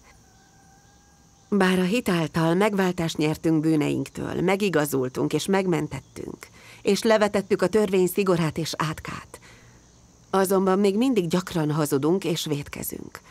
Ez azt mutatja, hogy bár bocsánatot nyerünk a bűneinkért, belső bűnös természetünk még megmaradt, és nem lett feloldva. Még mindig sátáni beállítottsággal élünk, bűnös természetünk szigora és békjói miatt. A test romlottságát követjük, felvágunk, arrogánsak és akaratosak vagyunk. Igaz. Amikor megpróbáltatásokkal szembesülünk, panaszkodunk, és az Urat hibáztatjuk, megítéljük, sőt el is áruljuk. Teljességgel képtelenek vagyunk gyakorlatba ültetni a szavait. Még ha gyakran imádkozunk és vallunk az Úrnak, keményen dolgozunk nevében, akkor sem tudunk megszabadulni a bűnkötelékeitől. Mindig a vétkezés és bűnvallás állapotában élünk. Ezzel a problémával mindenki szembesül, aki hisz az Úrban. Igen, ez igaz. Ezek mind tények. Az Úr szent. Szent élet nélkül senki sem látja meg az Urat. Gyakran vétkezünk, aztán megvalljuk. Gyakran hazudunk és csalunk. És nem ismerjük az Urat. Engedelmességet sem tanúsítunk felé. Ha hinnénk az Úrban, de nem nyernénk el a mennyei királyság áldásait, minden bizonnyal fellázadnánk az Úr ellen, és elítélnénk őt. Ez tényleg így van. Hányan áldoznák fel magukat őszintén az Úrért? Mi, az Úrban hívők, még mindig a sátáni beállítottságra támaszkodunk. És a szavait sem tudjuk gyakorlatba ültetni. Hogy válhatnánk az ő akaratát követőkké? Az ilyen ember érdemes a mennyek országára? Ha még ő is a mennyek országába léphetne, akkor miben különbözne a menny a világtól? Semmi különbség nem lenne. Valóban. Miért sújtotta Isten az egész vallási világot ezzel az átokkal? Vajon nem azért, mert sátáni beállítottsággal élnek? Gyakran hazudnak és vétkeznek, ellenállnak Istennek? Bizony. Nem csak nem fogadják el az Úr visszatérését, de még el is ítélik Isten új munkáját.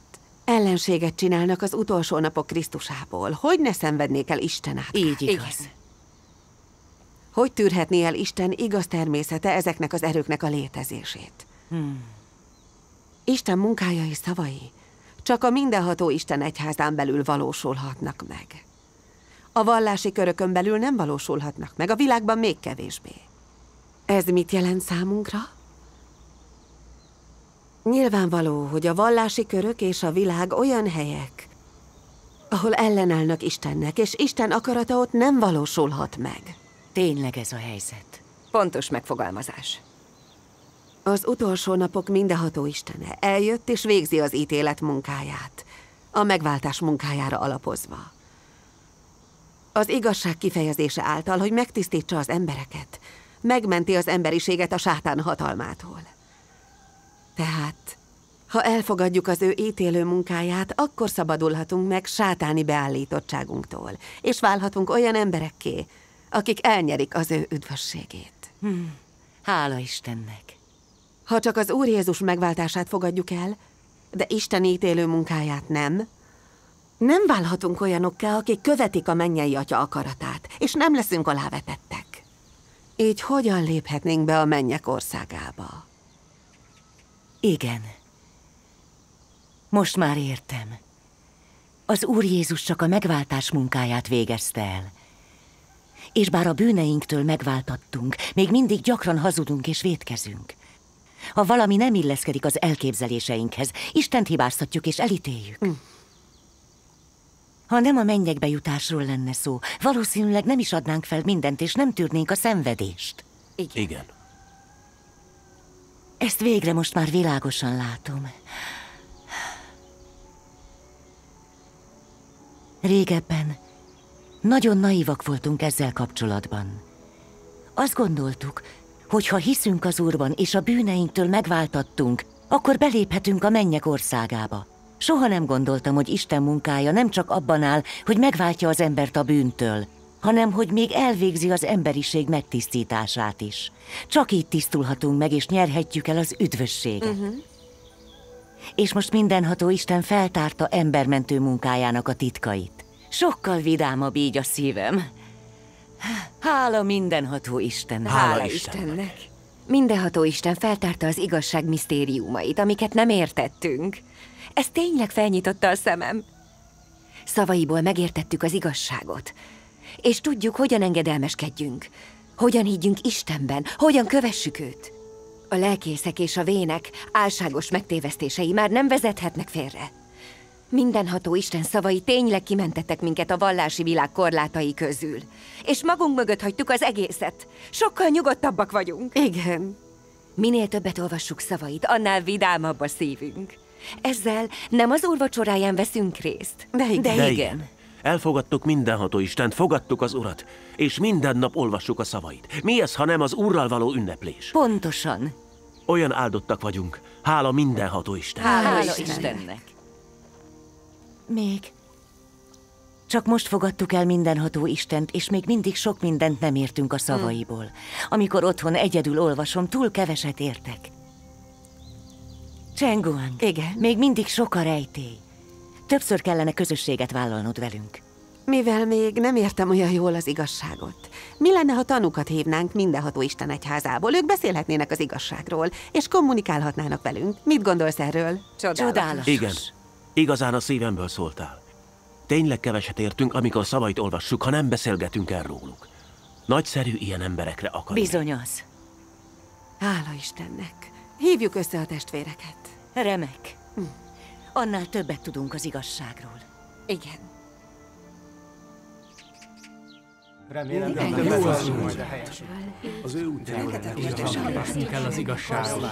K.O. testvér, Lé testvér. Igen? Már egy kis ideje olvassuk mindenható Isten szavait. És ráébredtünk, hogy a szavai valóban az igazságot jelentik. Hogy az utolsó napok Istene jelentette ki, és ez Isten hangja. Hála Istennek. Szavai csodálatosak. Sok misztérium tárult fel, amely révén felnyílt a szemünk, és kedvünkre olvasunk. Az igazság misztériumaira szükség van az életünkben. Ezeket soha nem értük el, amíg egy vallás keretei között hittünk az Úrban. Így van. Nemrég fogadtuk el mindenható Istent, és van pár dolog, amit még nem értünk. Segítségért fordulunk hozzátok. Mondd kérlek. Rendben. Mindenható Isten szavait olvasva láttuk, hogy vannak köztük kemény szavak, mint az emberiség megítélése és elátkozása.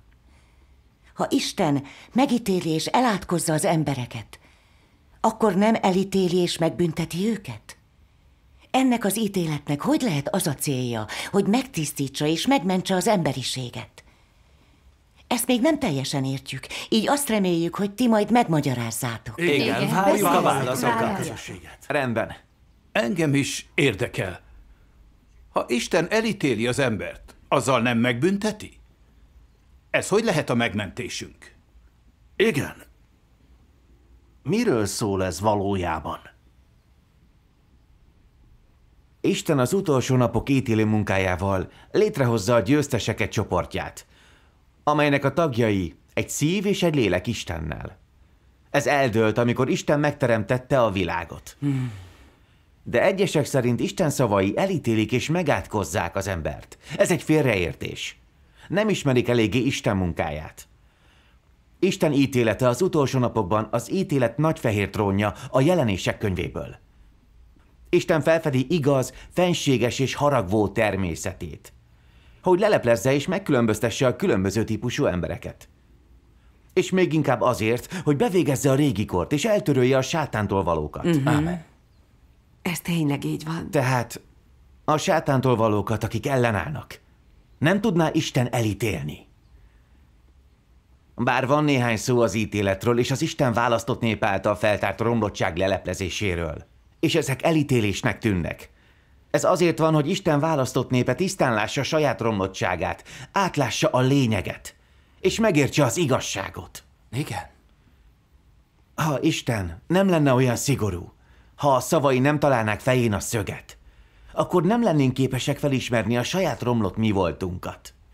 És akkor Isten utolsó napokbeli munkája nem érhetné el a célját.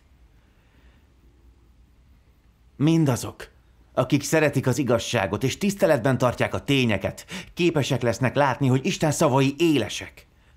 Legyen az ítélet, fenyítés, elítélés vagy elátkozás. Ezek mind összhangban állnak a tényekkel. Isten nagyon gyakorlatiasan és őszintén beszél, nem esik túlzásba. Igen.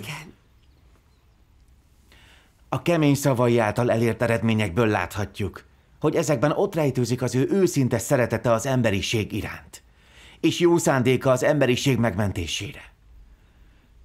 Csak azoknak támadnak elképzeléseik, akiknek elegük van az igazságból, és akik gyűlölik az igazságot, azok ítélik el Isten munkáját. Igen. Isten ezzel feltárja a különböző embertípusokat. A munkája tele van bölcsesség. Igen, így van. Igen, igazad van. Jó. Isten több mint 20 éve munkálkodik Kínában, és már létrehozta a győzteseket csoportját. Kegyetlenül elnyomta és üldözte őket a KKP kormánya. Mégis tanúságot tesznek. Ez teljes mértékben Isten szavainak gyümölcse. Igen, Isten szavaiban annyi tekintély van. Mind látták Isten szeretetét a szavaiban. És hogy mennyit szenvedett, hogy megmentse az emberiséget. Igen, bár vannak kemény szavai, mégis engedelmeskednek neki. És ebből valódi ismeretet szereztek Isten természetéről. Szívükben tisztelet és szeretet van Isten iránt. Teljesítik kötelességüket, és a végsőkig követik Istent. Ez szégyeníti meg leginkább a sátánt. Így van. És ez a bizonyítéka, hogy Isten legyőzte a sátánt. Ámen. Ámen. Képesek így tanúságot tenni, miután átestek Isten ítéletén. Nagyon csodálom őket. Én is. Olvassunk el néhány részletet azzal kapcsolatban, hogy Isten hogyan tisztítja meg az embereket az utolsó napokban. Nagyszerű. Mindenható Isten mondja. Istennek az a munkája a jelen megtestesülésben, hogy kifejezze az ő természetét elsősorban a fenyítés és az ítélet által. Ezen az alapon ő több igazságot és gyakorlási módot hoz az embereknek. Így hódítja meg az embert, és így menti meg az emberiséget saját romlott beállítottságától. Ez áll Isten munkája mögött a királyság korában. Az utolsó napok Krisztusa különböző igazságokat használ arra, hogy tanítsa az embert. Hogy feltárja az ember lényegét, és boncolgassa szavait és tetteit. Ezek a szavak ugyanis különböző igazságokat tartalmaznak. Mint például az ember kötelessége, hogyan engedelmeskedjen Istennek, hogyan legyen hűséges Istenhez, hogyan élje meg a normális emberi mivoltot, valamint Isten bölcsessége és természete. Ezek a szavak mind az ember lényegére és romlott beállítottságára irányulnak. Különösen azok a szavak, amelyek leleplezik, hogyan utasítja el Istent, arra vonatkozóan, hogy az ember a sátán megtestesítője, és ellenséges erő Istennel szemben. Isten szemben.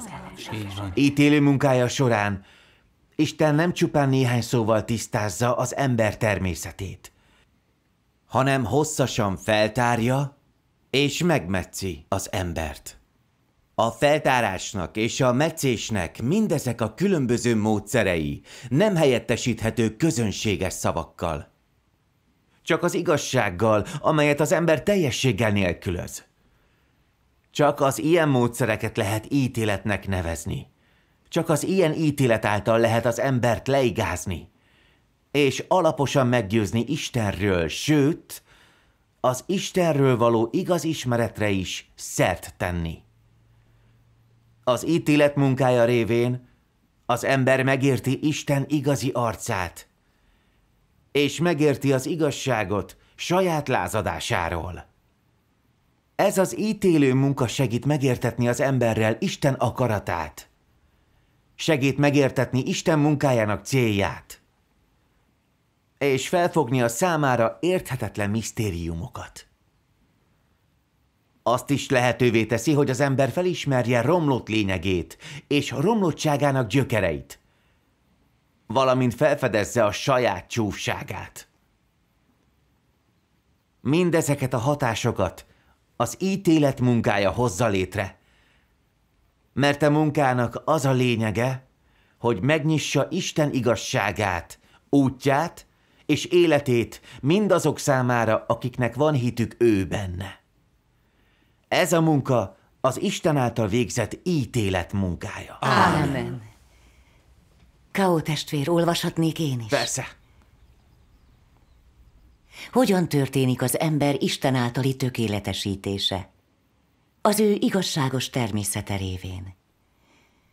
Isten természete elsősorban igazságosságból, haragból, fenségből, ítéletből és átokból áll. És az embert elsősorban ítélete által tökéletesíti. Egyesek ezt nem értik, és azt kérdezik, miért ítélettel és átokkal teszi Isten tökéletessé az embert. Azt mondják, ha Isten megátkozná az ember nem halna meg? Ha Isten megítélné az embert, nem lenne az ember kárhozott, akkor hogyan lehet mégis tökéletessé tenni? Ilyen szavakat szólnak azok, akik nem ismerik Isten munkáját. Isten az ember engedetlenségét átkozza meg, és az ember bűneit ítéli meg. Bár Isten valóban keményen és hajthatatlanul beszél, ennek révén felfedi mindazt, ami az emberben van. És ezekkel a szigorú szavakkal ő feltárja mindazt, ami az emberben lényegi. De ezen ítélet révén az embert a test lényegéről szóló mélységes tudással ajándékozza meg. És így az ember aláveti magát Istennek. Az ember teste a bűntől és a sátántól való.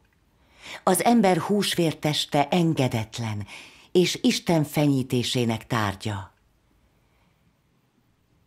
Így ahhoz, hogy az ember megismerhesse önmagát, Isten ítélő szavainak utol kell érniük őt, és mindenfajta finomításon át kell esnie.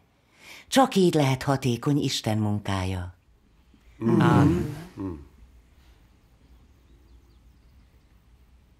Mindannyian a bűn és a kicsapongás földjén éltek. És kicsapongók és bűnnel teljesek vagytok. Ma nem csak arra vagytok képesek, hogy Istenre tekintsetek, hanem, ami még fontosabb, fenyítésben és ítéletben részesültetek. Valóban mélyreható üdvösséget kaptatok. Vagyis részesültetek Isten legnagyobb szeretetében. Mindenben, amit tesz, igaz szeretettel viseltetik irántatok. Semmi rossz szándéka sincs, bűneitek miatt ítél meg titeket. Hogy megvizsgáljátok magatokat, és részesüljetek ebben a hatalmas üdvösségben. Mindez azért történik, hogy az embert teljessé tegye. Isten kezdettől a tőle telhető legtöbbet tette azért, hogy megmentse az embert. És nem kívánja, hogy teljesen elpusztítsa azt, akit saját kezével teremtett. Ma ő eljött közétek, hogy elvégezze a munkáját. Ez nem még inkább üdvösség? Ha gyűlölne benneteket, akkor is végezne ilyen horderejű munkát annak érdekében, hogy személyesen vezessen titeket? Miért kínlódna ezzel? Isten nem gyűlöl titeket, és semmi rossz szándéka sincs irányotokban. Tudnotok kellene, hogy Isten szeretete a legigazabb szeretet. Csak az emberek engedetlensége miatt van, hogy ítélet által kell megmentenie őket. Ha nem így lenne, akkor lehetetlen lenne megmentésük. Mivel nem tudjátok, és nem is vagytok tisztában azzal, hogyan kellene élni, és mivel ezen a kicsapongó és bűnös földön éltek, és ti magatok is ördögök vagytok, ő nem tűrheti el, hogy még jobban lealjasodjatok.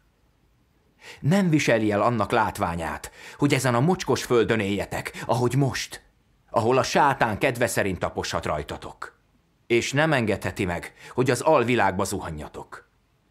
Ő csak meg akarja nyerni magának ezt az embercsoportot, és teljesen meg akar menteni titeket. Ez a fő célja annak, hogy a hódítás munkáját végzi rajtatok. Ez kizárólag az üdvösség érdekében történik. Ámen. Minden szavával egyetértek. Mindenható Isten szavai olyan világosak és érthetőek. Hogy lehet félremagyarázni? Hát igen. Nem szabadna megtörténnie. Aki félremagyaráz, az nem normális. Aki szereti az igazságot, képes elfogadni. Csak az ítéli el Istent, aki gyűlöli az igazságot. Igen. Pont ilyenek voltak a farizeusok. Igen. A lelkészek és a vének elítélik mindenható Isten munkáját. Ők a modernkori farizeusok. Igen. Mindenható Isten szavai után bizonyára mindenki számára világos már Isten utolsó napokbéli munkája. Most már minden világos lenni. Az emberiség a sátán uralma alatt él. Bűnben létezik, és élvezi ezt a bűnt. A vallási közösségben nem vették észre Isten érkezését, nem szeretik vagy fogadják el az igazságot. Függetlenül attól, hogy az emberek hogyan tettek tanúságot Istenről, hányan vannak, akik aktívan vizsgálták munkáját? Így van. És hányan vannak, akik képesek lennének alávetni magukat? Nem értünk mindegyet abban, hogy ez az emberiség a gonoszság csúcsa? De, pontosan. Isten ítélő munkája nélkül ez az Istennek ellenálló, mélyen megrontott emberiség tele sátáni beállítottsággal képes lenne arra, hogy elnyerje Isten üdvösségét? Nem. Isten ítélő munkája nélkül ki hozná létre a győztesek csoportját? Hogyan teljesednének be az Úr Jézus proféciái? Hogyan valósulna meg Krisztus királysága? Jó kérdés. Sok hittel élő ember hiszi, hogy Isten szerető és irgalmas Isten, és bármilyen bűnt követünk el, feloldoz minket. Azt hiszik, hogy mindegy, milyen romlottak vagyunk, senki nem lesz kirekesztve, mindenki a mennyek országába kerül. Ez észszerű? Van bármi az Úr szavában, ami ezt alátámasztja? Nem, nincs. Szerintem nincs. Isten szent és igaz Isten. Megengednie hát a sátáni beállítottságú embereknek, akik tagadják az igazságot, hogy belépjenek az ő királyságába? Nem. Nem bizony. Kizárt. Ezért az Úr Jézus megjövendölte, hogy ő visszatér, és az utolsó napokban elvégzi az ítélet munkáját, és teljesen megtisztítja az emberiséget. Ami a romlott emberiséget illeti, Isten kifejezi az igazságot, és végrehajtja rajtuk az ítéletét. Csak így lehet az emberi szíveket felébreszteni és megtisztítani sátáni beállítottságuktól. Bár Isten ítélő szava elég kemény az emberiség ellen, mégis megmutatja Isten szent és igaz természetét. És azt is lehetővé teszi számunkra, hogy megértsük a saját sátáni természetünket. Isten ítéletének megtapasztalása által meghódított minket Isten szava. Alávetjük magunkat ítéletének, fokozatosan megértjük az igazságot, és világosan látjuk saját sátáni beállítottságunkat. Képesek vagyunk megérteni Isten igaz természetét. Szívünkben tisztelet van Isten iránt. Öntudatlanul megváltozott bennünk, hogy miként látjuk a dolgokat. Megváltozott az életfelfogásunk. Tiszteljük Istent és kerüljük a gonoszt. Hála Istennek! Isten ítélő munkája létrehozta a győztesek csoportját, amely az ítélő munka eredménye. Ez az igazi jelentősége munkájának, amely az ő házán kezdődik. Hála Istennek! Mit mutat ez meg nekünk? Isten nem azért ítéli meg és leplezi le az embert, hogy büntesse és elpusztítsa, hanem hogy teljesen megtisztítsa, megváltoztassa és megmentse. Ámen. De akik nem hajlandók elfogadni mindenható Isten szavának ítéletét, ha beüt a katasztrófa, belevesznek és megbűnhődnek. Igen. Ebből a közösségből megértettem, hogy Isten ítélete az ember megmentését szolgálja, és nem az a célja vele, hogy megbüntesse. Igen. Így van. Mint amikor egy gyerek valami rosszat tesz, és a szülei leszidják. A gyerek érdekében történik, és az a célja, hogy megtanulja. Igen. Hála Istennek! Már megéltünk néhány évet Isten ítéletéből, és megértettünk néhány igazságot. Láttuk, hogy az emberiség sátán általi megrontása olyan mély. Az emberek tele vannak arroganciával és családsággal, haszonlesők, önzők és megvetendők. És gyakran nem tehetnek mást, mint hogy hazudnak és csalnak. Ahogy élnek, abban nincs emberi hasonlatosság. Isten előtt szégyeljük magunkat, bűnbánóak vagyunk, és nincs hová rejtőznünk. Ez egy aspektusa annak, hogy mit nyerünk abból, ha átéljük Isten szavainak ítéletét. A legnagyobb, amit nyerünk, hogy szereztünk valamennyi megértést Isten igaz természetéről és szent lényegéről. Így képesek vagyunk félni Istent, kerülni a gonoszt, és emberhez méltón élni. Igen. Mindannyian mélyen érezzük, hogy valóban megtisztulást nyertünk, és elnyertük az ő nagy üdvösségét. Hála Istennek! Amikor vezetőként dolgoztam a gyülekezetben, csak a saját hírnevem és státuszom érdekelt, és nem vettem magamra mások életének terhét. Mindig szerettem, ha körbe rajonganak. Mohón vágytam rá. Gőgös voltam, nem lehetett lebeszélni. Amikor valakinek más volt a véleménye valamiről, ragaszkodtam a magam igazához, hogy a másik engedelmeskedjen. Mivel nem az igazságra való törekvésre összpontosítottam. Amikor prédikáltam, csak szavakról és doktrinákról beszéltem, hogy megmutassam magam, hogy felvágjak. Így nem tudtam, hogy a saját tetteim mikor sértik meg Isten természetét. Aztán egy nap ezt olvastam mindenható Isten szavaiban.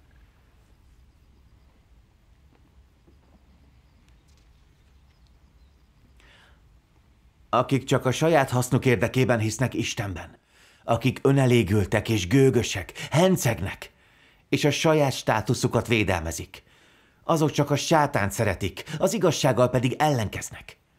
Ellenállnak Istennek, és teljes mértékben a sátánhoz tartoznak. A ti képmásotok még Isten képmásánál is nagyszerűbb. A ti státuszotok még Isten státuszánál is magasabb. Nem is beszélve az emberek előtti renométokról. Bálvánnyá váltatok, amelyet az emberek imádnak. Nem te lettél-e az arkangyal?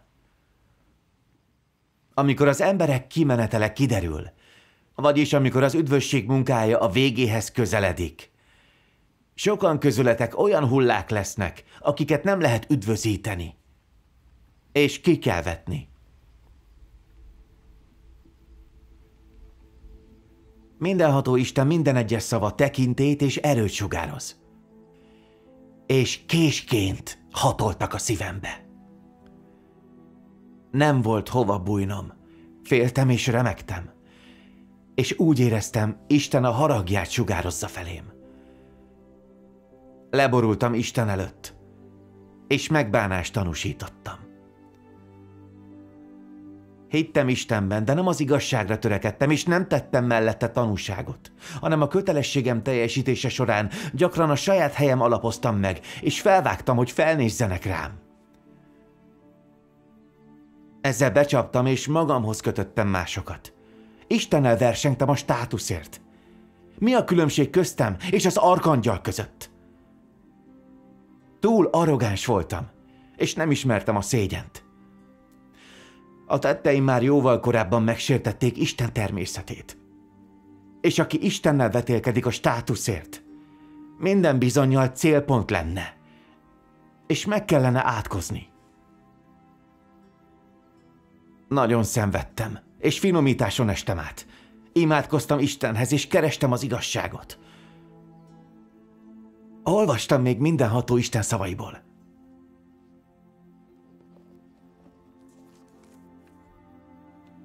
Bár az embereket finomítja és kíméletlenül leleplezi Isten fenyítése és ítélete, amelyek célja, hogy megbüntesse őket bűneikért, hogy megbüntesse a testüket.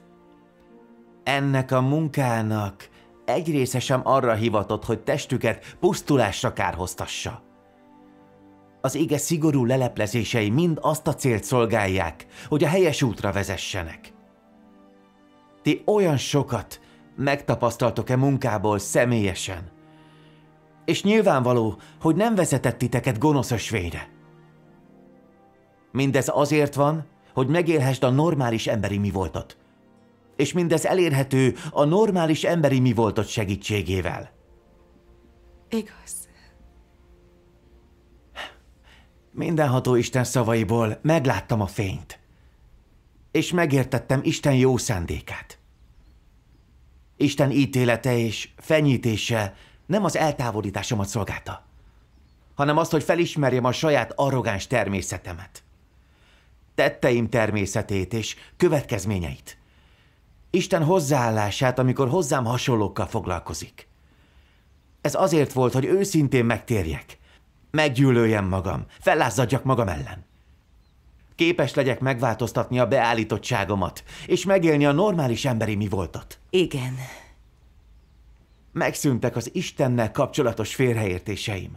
Már nem voltam tétlen és gyenge. Az igazságra törekedtem.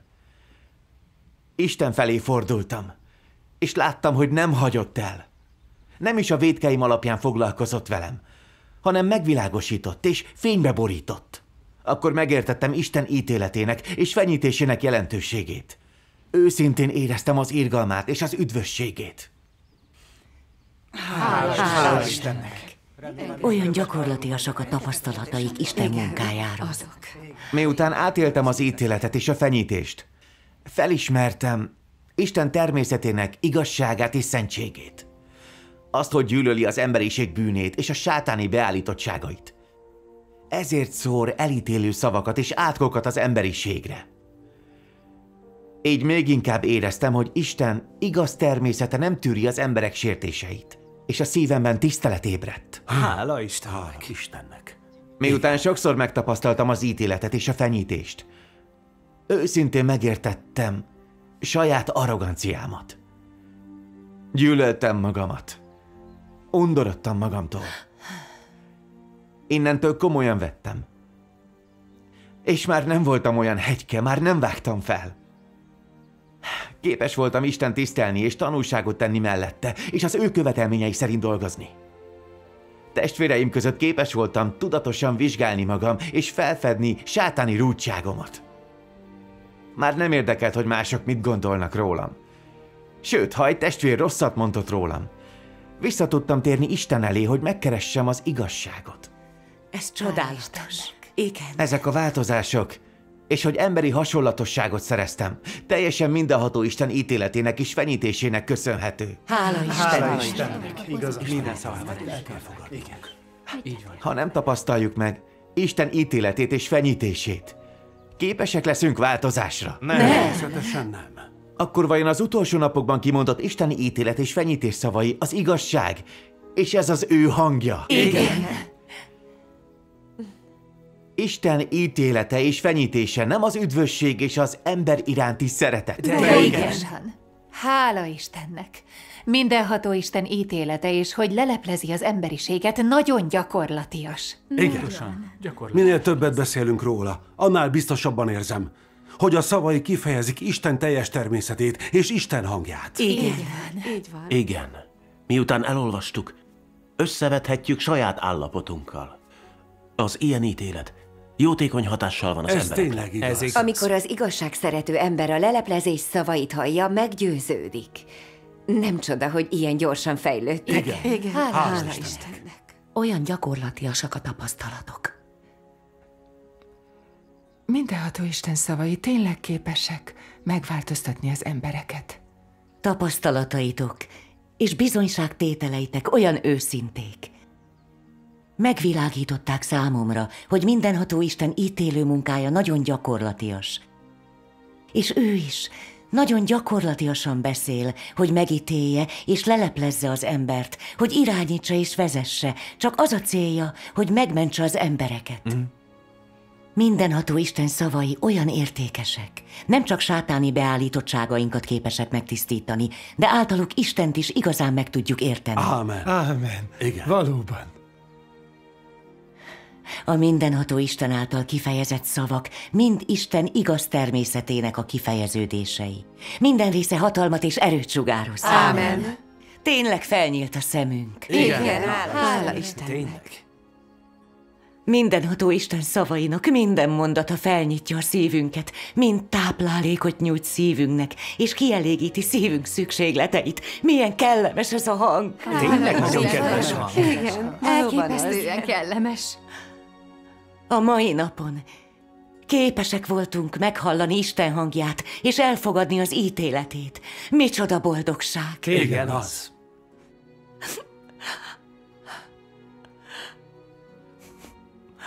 Amióta hiszünk az Úrban, mindig azt reméltük, hogy egy nap olyanok lehetünk, mint az Úr Jézus tanítványai. Minden nap az Úr mellett élhetünk. Hallgathatjuk, amint prédikál. És ez milyen csodálatos lesz. Valóban, igen. Végre teljesült a kívánságunk.